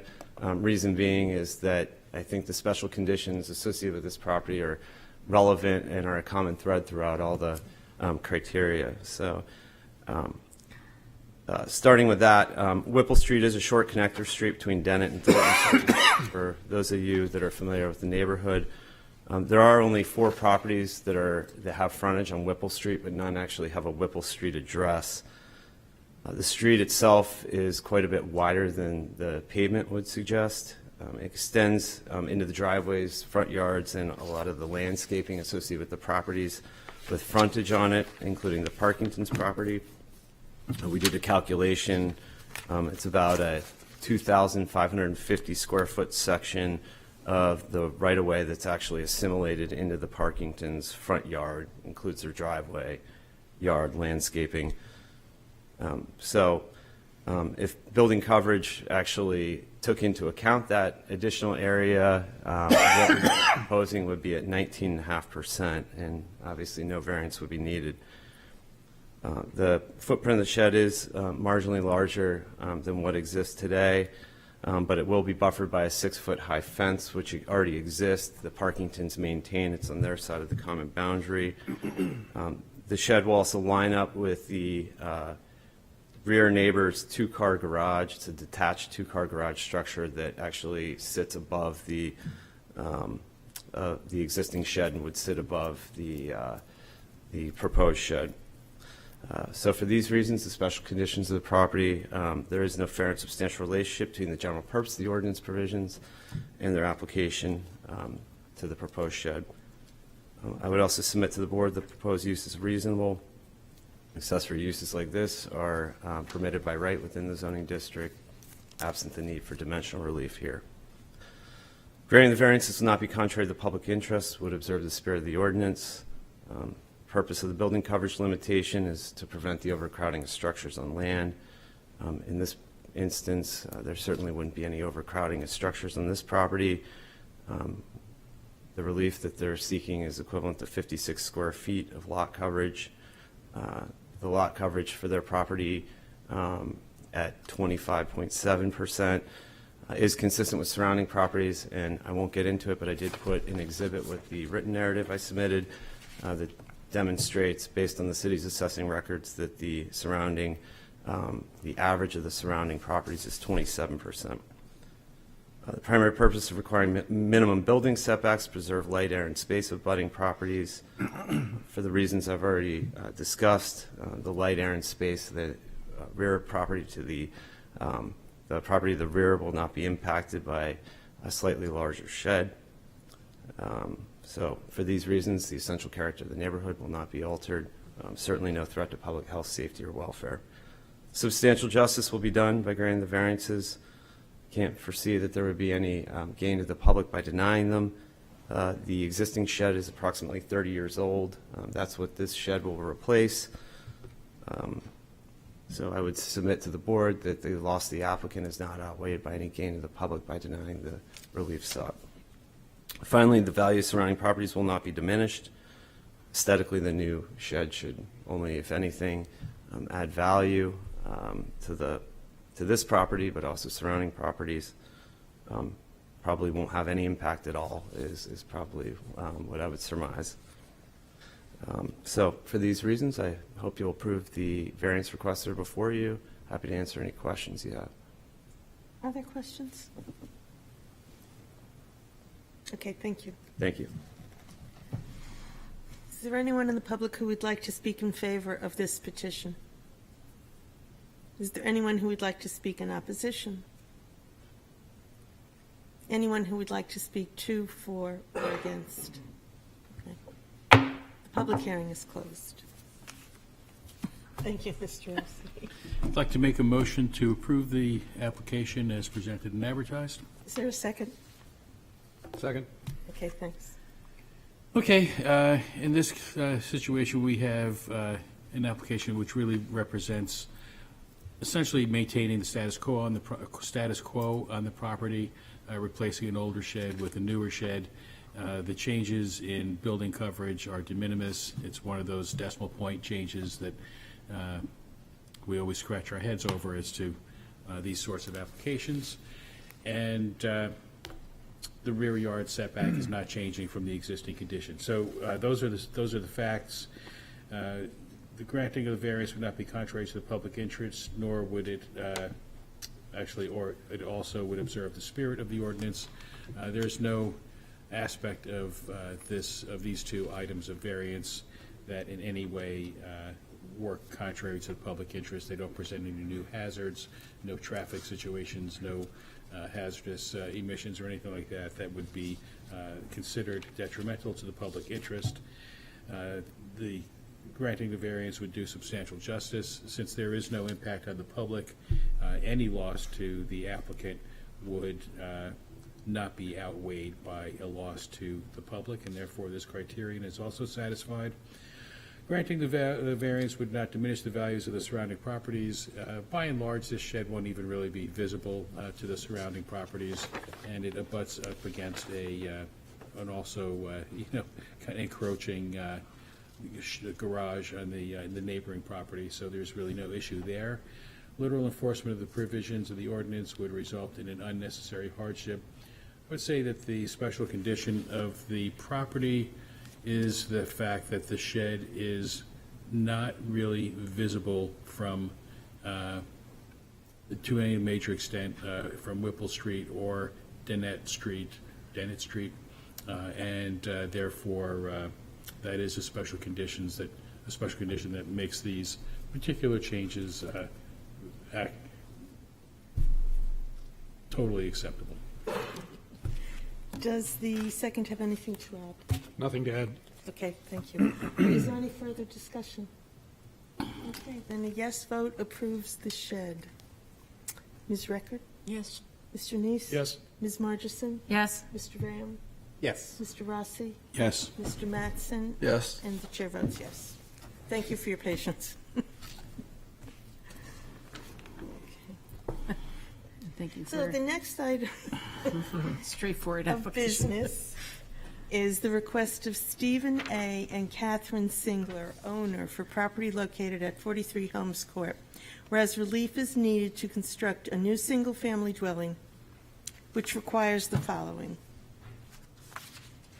1, variance from section 10.628.20 to allow an unfinished basement to be constructed at a flood elevation of 5.75 feet where 10 feet is required and 5.75 feet exists. Said property is located on Assessor Map 101, Lot 14, and lies within the waterfront business and historic districts. Welcome. Thank you, Madam Chair. Again, for the record, Derek Durbin. I'm here on behalf of the owner applicant for this particular project. I also have Eric Sari with me as well from Altus Engineering, who's worked quite a bit on this particular project for the past couple of years, as well as Pat Driscoll from Star Island Builders.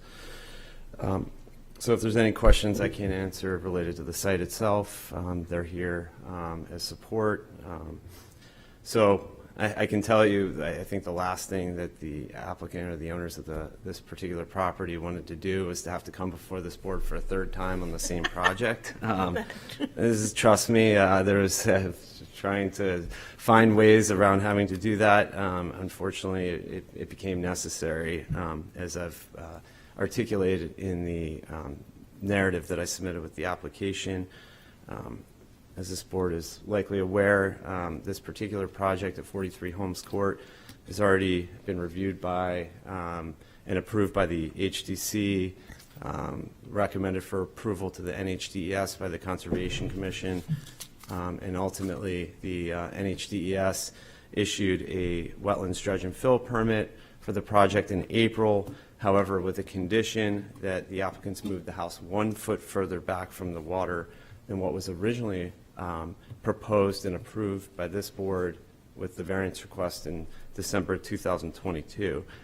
That's what forced us to come back in May of this year, because it moved us 1 foot closer to the front boundary, which was one of the variances we'd been previously approved for. So we needed to amend that variance and seek approval from this board again at that time. Despite all of that, it was recently determined by the Inspections Department that a variance from section 10.628.20 of the ordinance was needed to construct a basement at the same flood elevation as the existing one. I think it was just an issue that was off of everybody's radar, slipped past everybody that's looked at this for one reason or the other, but came to light recently. The ordinance requires the basement to be constructed at flood elevation 10, whereas the existing and proposed basements are at flood elevation 5.75. The 10-foot requirement is actually, it's more stringent than what FEMA requires. It's also 2 feet greater in elevation than what FEMA requires. The existing basement is structurally unsound. It consists mostly of porous stone. It also contains electrical panel, wires, and mechanicals, including a furnace, washer, and dryer. However, it has actually existed in that condition for several decades without much of an issue. The proposed basement, to the contrary, is designed to be water resistant. It would remain unfinished. It would not contain any mechanicals or electrical systems. It would only be used purely for personal storage. It is designed to handle the flood-related risks associated with living close to the water's edge. At this point, I would just very briefly turn it over to Pat Driscoll, just because he is the contractor on the project, has knowledge of the design of the basement, since I think it's probably relevant to this board's consideration of the request before. Okay.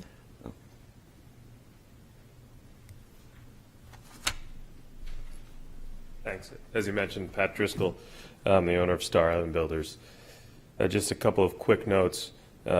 The proposed foundation is a good example of how rebuilding the house improves the structure and property in a way that a renovation could not. Our plan is to install a Nudura ICF, insulated concrete form foundation. We will then apply their Trem Dry 540 waterproof application with a additional primer that to their specs creates a waterproof foundation system. The new basement will have stone and drain system as you see in the plan submitted, where the existing basement has none of that. As Derek had mentioned, there'll be a sealed sump system that will be a tremendous upgrade beyond what's there. We have the improved grading on the outside of the foundation that will help.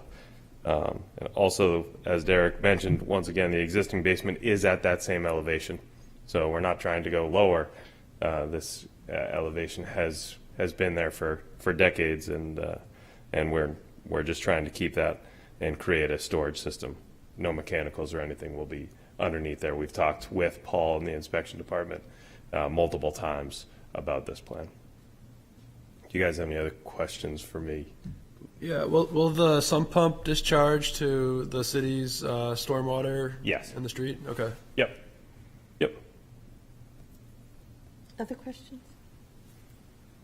Yes. Well, I don't know. Normally we wait till the end, but Okay. sure. So I'm curious about the note that is on page 160 of our packet. It is the Board of Adjustment Site Plan Sheet 1 of 1. So plan intent, and we say that the FHZ elevation is at 8 feet, thus the requirement would be 10 feet. However, in the post-development finished grade condition, residents will not be located in the flood hazard zone, rendering the requirement moot. What exactly is being done to the grade that renders the requirement moot, or were you planning to address that? I don't know. That's why I don't like doing questions in the middle, but. Thank you. And I couldn't read the note because my plan came out blurry, but I do kind of remember what you're talking about. So what that's related to is that after all site improvements are done, the opportunity exists to apply for a letter of map amendment from FEMA to remove the AE flood hazard designation from the property because of the regrading between the water's edge and the house, I should say. It's kind of around the house. But the regrading of the property would potentially remove this from the zone that we're talking about. Unfortunately, there's no guarantee that that happens because the property has to be fully constructed out before FEMA would consider a request like that. So it's, but that's, I believe, what that note is getting at. So you're putting a mound of dirt around the house, and that's your Not a mound, it's just going to be regraded. It's going to slope slightly up to meet where the, there's going to be a deck in the back in the front of the house. But yes, there will be a regrading of the property pursuant to the dredge and fill permit that was issued. And part of that is to, obviously protect the structure from any potential flood hazard in the future, but it's also is part of the overall site redevelopment improvement of the property.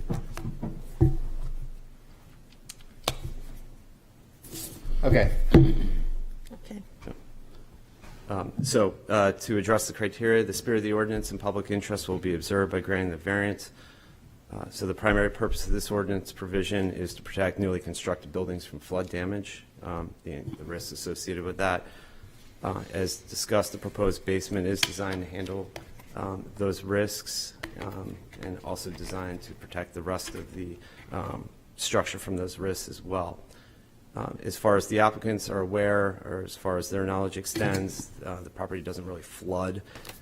During the highest tide and storm events that they've witnessed, there's only been standing water around the northeast corner of the property closest to Sanders Lobster Pound. I think a large reason behind that is because it sits above the water and there's a retaining wall at the water's edge that helps to prevent the property from flooding. As we just discussed, the property will be regraded as part of the site work. This will further protect the structure from flooding. So for these reasons, I would submit to the board that the purpose and intent of the ordinance is observed by granting this variance. I would also point out that the applicants have made a conscious, good faith effort to improve the conditions of the property overall and minimize the scale and size and impact of the home that's proposed on the property. I would also note that impervious surface coverage is being reduced from 40.9% to 24% with the redevelopment of the property. Substantial justice will be done in granting the variance. The property is obviously heavily encumbered by federal, state, and local restrictions. Very little could be done with the property without requiring regulatory relief in multiple respects. The proposed home has very little storage space, and that's really reflective of the fact that the applicants have tried to minimize the overall size, height, scale of the house. On the flip side, denying the variance would not result in any gain to the public. Again, I submit to the board that the applicant has adequately addressed the flood risks. There's really no risk associated with what's proposed here.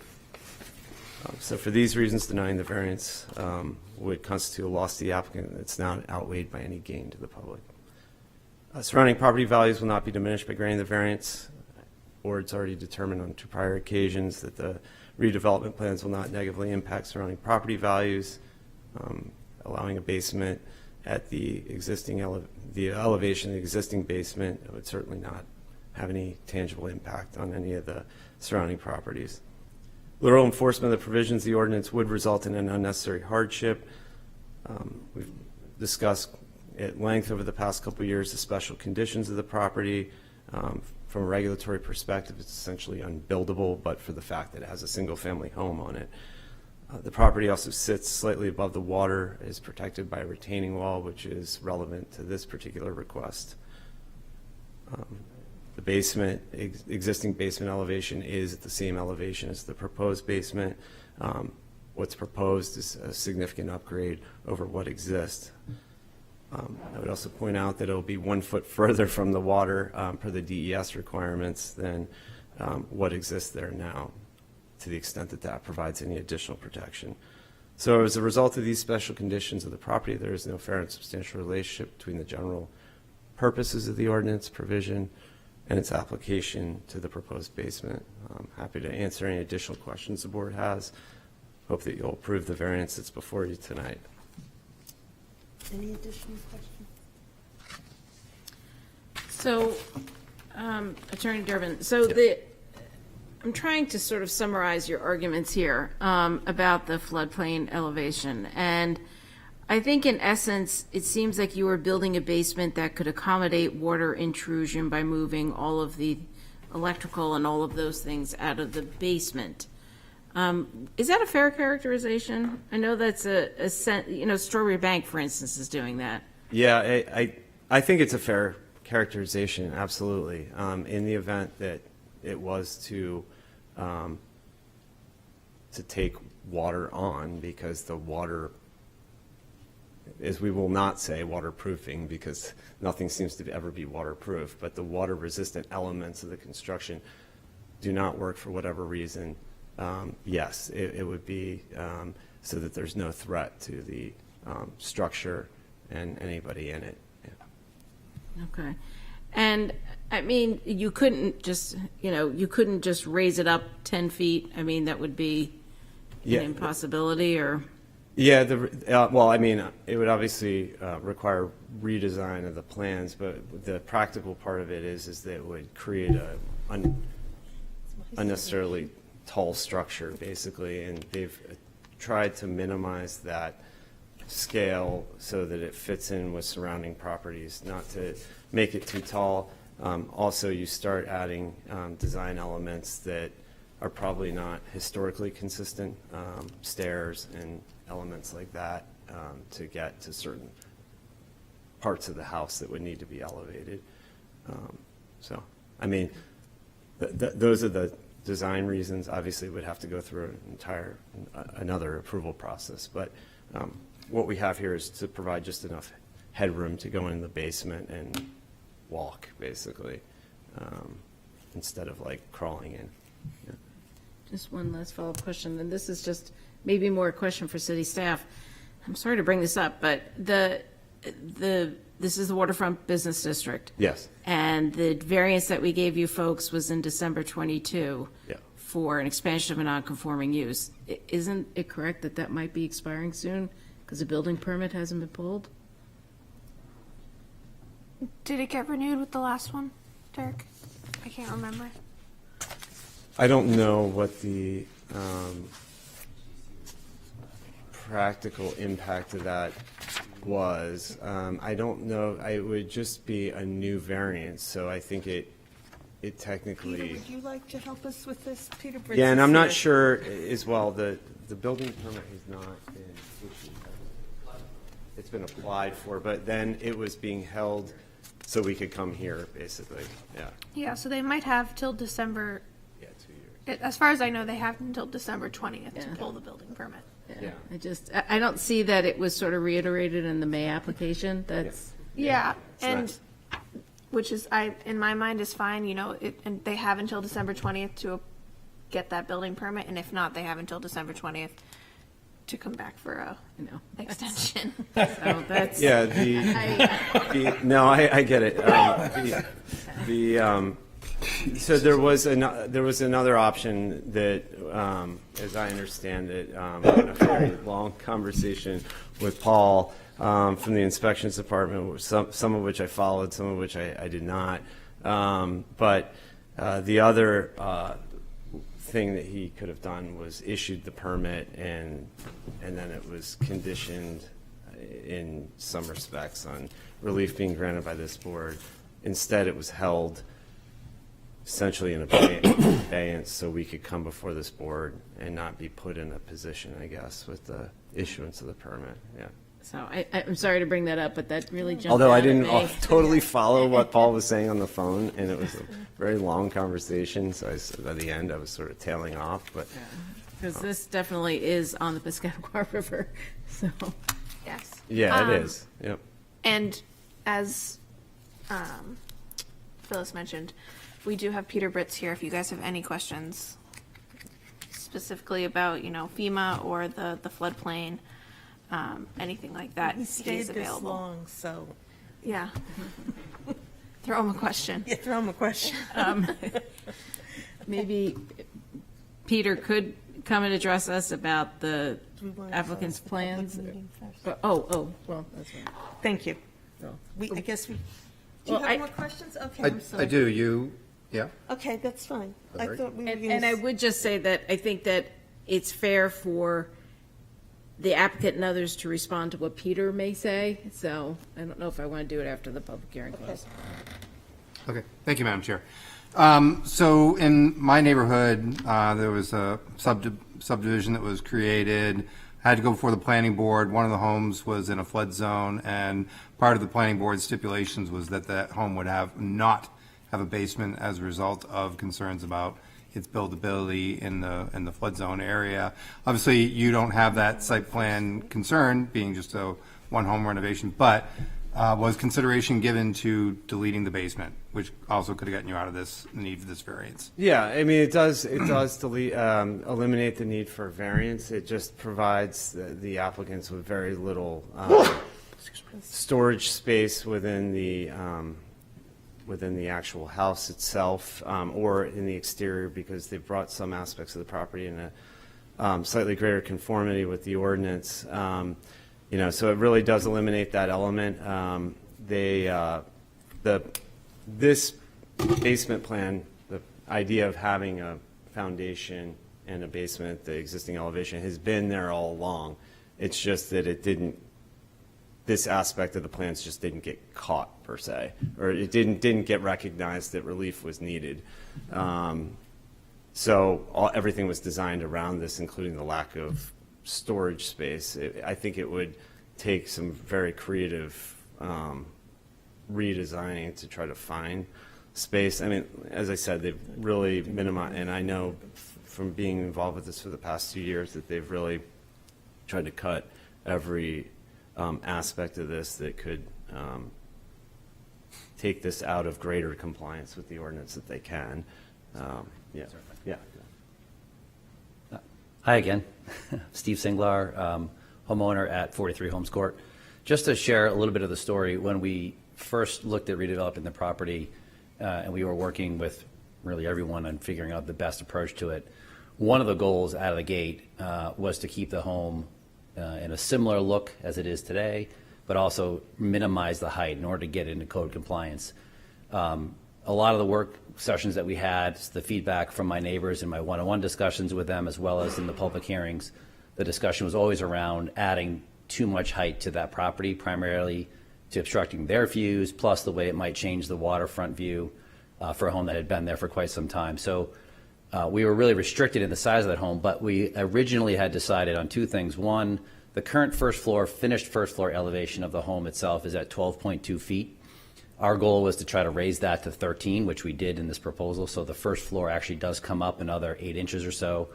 And the intent originally, and I think why this got caught was that, or why we got stuck in this, was that in working with everyone in this process, the goal was to have a finished first floor at 13. I think no one, for whatever at the time, really, no one realized that finished first floor also included any sort of basement structure. So there's just 2 points I'd make to that. One is that our goal was to try to keep a home as minimal as we could and get it code compliant. And in doing so, as you can see from the way the design is laid out of the home, there is zero spare space. There's no attic. There's only a 2-bedroom home. I mean, we're really trying to maximize the space as best we can.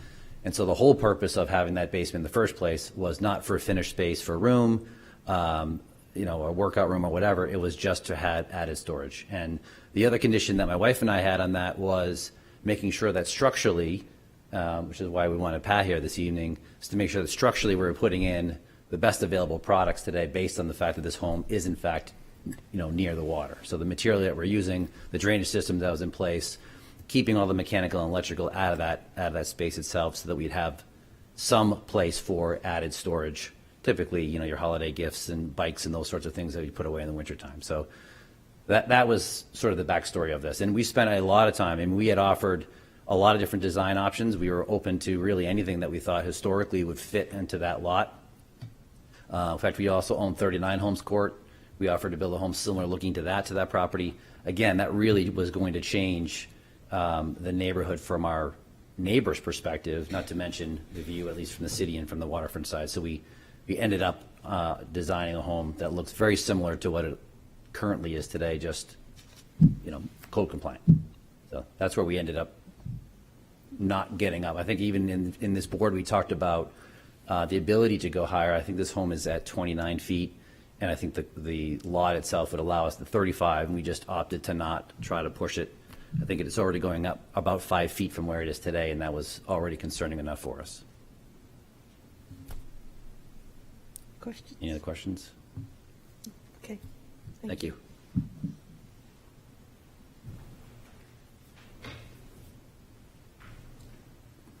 I don't want to keep you guys at your late meeting, but Peter Bretz, the Director of Planning and Sustainability. The reason I'm here mainly is because this is, I think, the first floodplain variance we've had to see.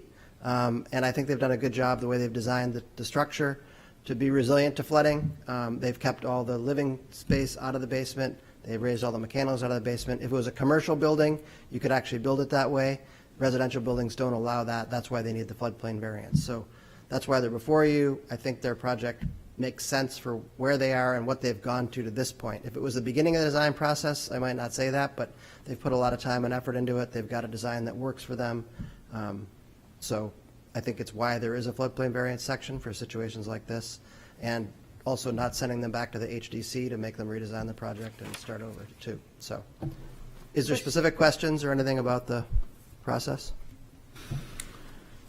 Thank you. I'm just curious, is there an obvious reason why the city's requirement is more stringent than FEMA's? Yes.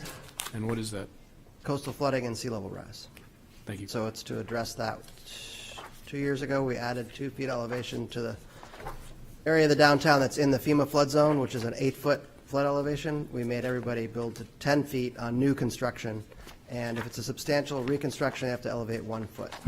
So that's what the ordinance says, and it goes inland 2 feet as well So it's not just the FEMA line, it's the FEMA line plus 2 feet topographically inland that we makes people get an elevation certificate for the first floor elevation, which in the case of residential is the basement floor, if it's a full basement. So if I might follow up, should they get a letter of map amendment, it would still require a variance from the city's requirement, correct? Because they would be It would still 2 be feet. at 8. Depends if they go above 10 or not, yep. If the letter of map amendment puts their grade plane at 10 or above, then they'd be out of it. I think it's probably going to be closer to 8, though. So Right. they'll be, from FEMA's standpoint, they'll be out of it, but from the city's zoning, they'll still be in it. So even if they got the LOMA, then they'd still need the variance from the city's requirement. I believe so. It depends what they're. Unless it yeah. went up to 10 feet. Yep. Okay, thank you. Yep. Mr. Am. Yeah, so, I mean, I appreciate that you think that they're doing a good job and with their waterproofing and not putting electrical and mechanical down there. Then why doesn't our ordinance talk to those measures as being an acceptable alternative? That's a good question. I think it's a lot about residential and safety, and people, say they're going to do one thing and then they don't do them down the road. So the situation here where they're going to elevate the ground around it provides that additional safety that makes me feel more comfortable that it's not going to be someone that's going to, convert their basement into living space and be in a low situation. If they sell it and someone else converts it into living space, they've got the ground elevation, maybe they got their LOMA, they'll be in a safer position than, And as a hypothetical, would you say if somebody was in a similar situation and didn't want to build their house any higher, simply building on a slab or grade at the required level would meet the requirements of the zoning ordinance? Yeah, they could have built on a slab, or they could have elevated it like you guys suggested. I think we're going to see more of these as we go forward in the future, and how we deal with it, and how we deal with the historic district, how they deal with it. One house in a neighborhood has to be 4 foot higher than its neighbor if it comes in new, and how's that going to look? How are we going to deal with those transitions? Those are all things we're going to have to wrestle with. Any other questions? Thank you, Peter. Thank you. You're welcome. Thank you. It's been a night. It's been a long evening for you, so I'll keep this brief. I did want to point out that there is some additional criteria that applies to these types of requests that I did not address before because I'm so used to just rolling through the variance criteria. Those are contained in section 10.629 of the ordinance. They are also outlined in my written narrative. There's 3, A through C. B doesn't apply. I wouldn't address that. But A is the variance will not result in increased flood heights, additional threats to public safety, or extraordinary public expense. I think I've addressed those, but to add to it, the property is bordered by the Scoutical River as opposed to wetlands, so there's minimal threat of water displacement here. And also the proposed basement will obviously be at the same elevation as the existing one, but this time it will be unfinished, no mechanicals, no electricals. C is that the variance is the minimum necessary considering the flood hazard to afford relief. And I think we just touched upon that, why things are at the elevations that they're at. This is a 4.25 foot deviation from the ordinance. It's really the minimum amount of relief necessary to allow for a basement with sufficient headroom, and then obviously not to bring the elevation of the building itself up so much so that it dwarfs the surrounding properties. So with that, I conclude my presentation. Happy to answer any final questions, but did want to just go through that even though it's in my narrative. I guess you're free. Okay, thank you. Thank you. Is there anyone in the public who would like to speak in favor of this petition? Is there anyone in the public who would like to speak in opposition? Anyone to speak to, for, or against? Okay. The public hearing is closed. It was weak. What would we like to do? What are we going to do? Well, I believe we are going to approve the application as presented. and advertised. I was really wishing somebody else would do the work of making the motion. Anybody else? Nobody wants to Okay, help well, Mr. I'll Rossi? go ahead and do it then. We need a second. Yeah. You need a second, yes. Is anybody going to second it? That's the chair's question. Is anybody going to second it? I'll second it. Okay. I didn't realize I was that humorous, but anyhow, this has been an interesting project trying to solve the Rubik's Cube of federal shifting local regulations and various committees and whatnot that had to look at this at various times. It's unfortunate that the applicant was forced to come back so many times in order to get this project accomplished. So that's my soapbox. It has nothing to do at all with actually supporting the motion. So with regard to granting the variance would not be contrary to the public interest, and granting the variance would observe the spirit of the ordinance. Oops, hold on, I lost the page on.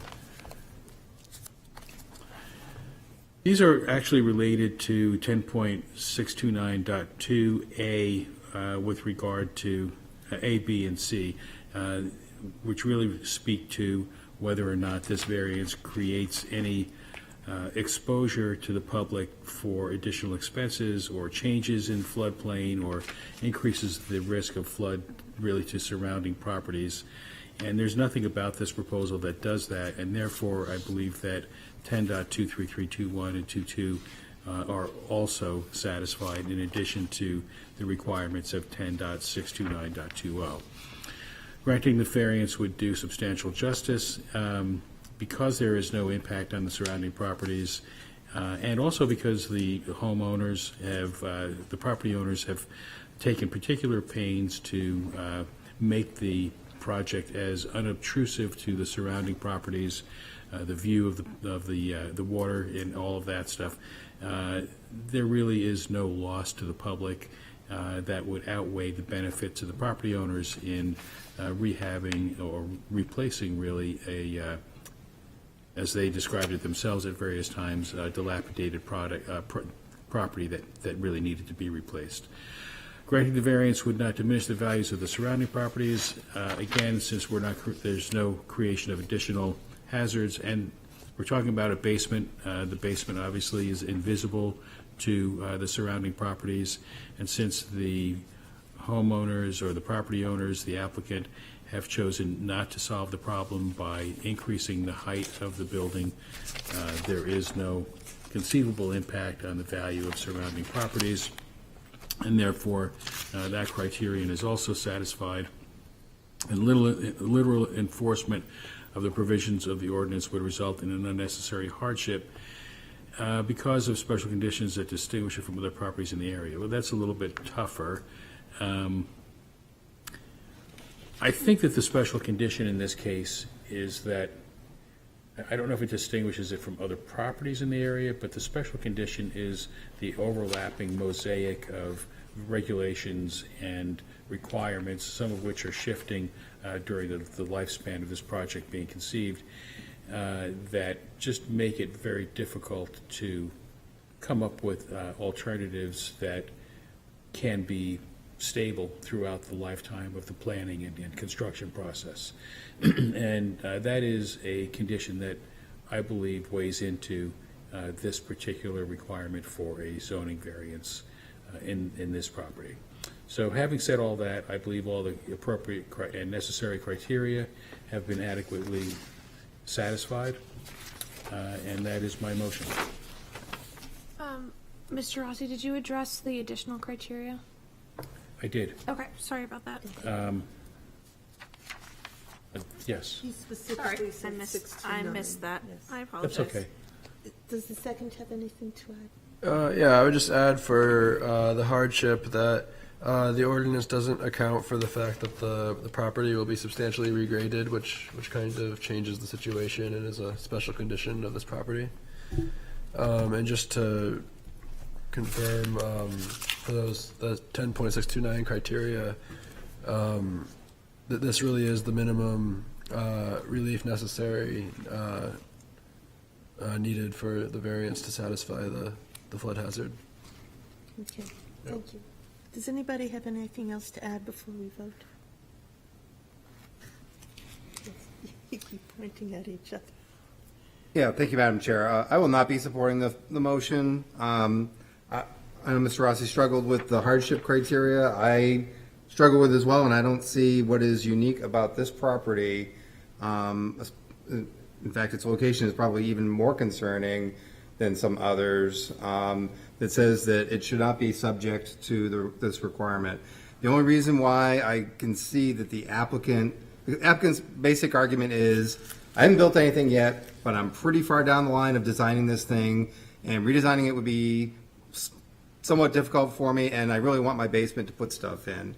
Well, you know, this was put into ordinance for a reason. I mean, this flood threat is absolutely real. It's coming. It's only getting worse, not getting better. You can make arguments about the reasons for it, but I can tell you that the data is telling us that. And I do think that we need to start thinking differently, and I think that's what our zoning ordinance is driving us to.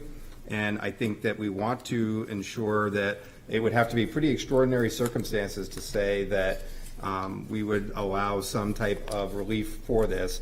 Now, I don't see that level of hardship here in the sense of it being different than other properties, other than they're pretty far along the line and they want their basement. I think there's solutions here that can be put in place that would negate both of those concerns, so I will not be supporting the motion. Any other comments? Okay, so a yes vote allows the project to go through. Ms. Record? Yes. Mr. Nace? Yes. Ms. Margerson? No. Mr. Ram? No. Mr. Rossi? Yes. Mr. Mattson? Yes. And the chair votes yes. So you are approved. Okay. Any new business? Motion to adjourn?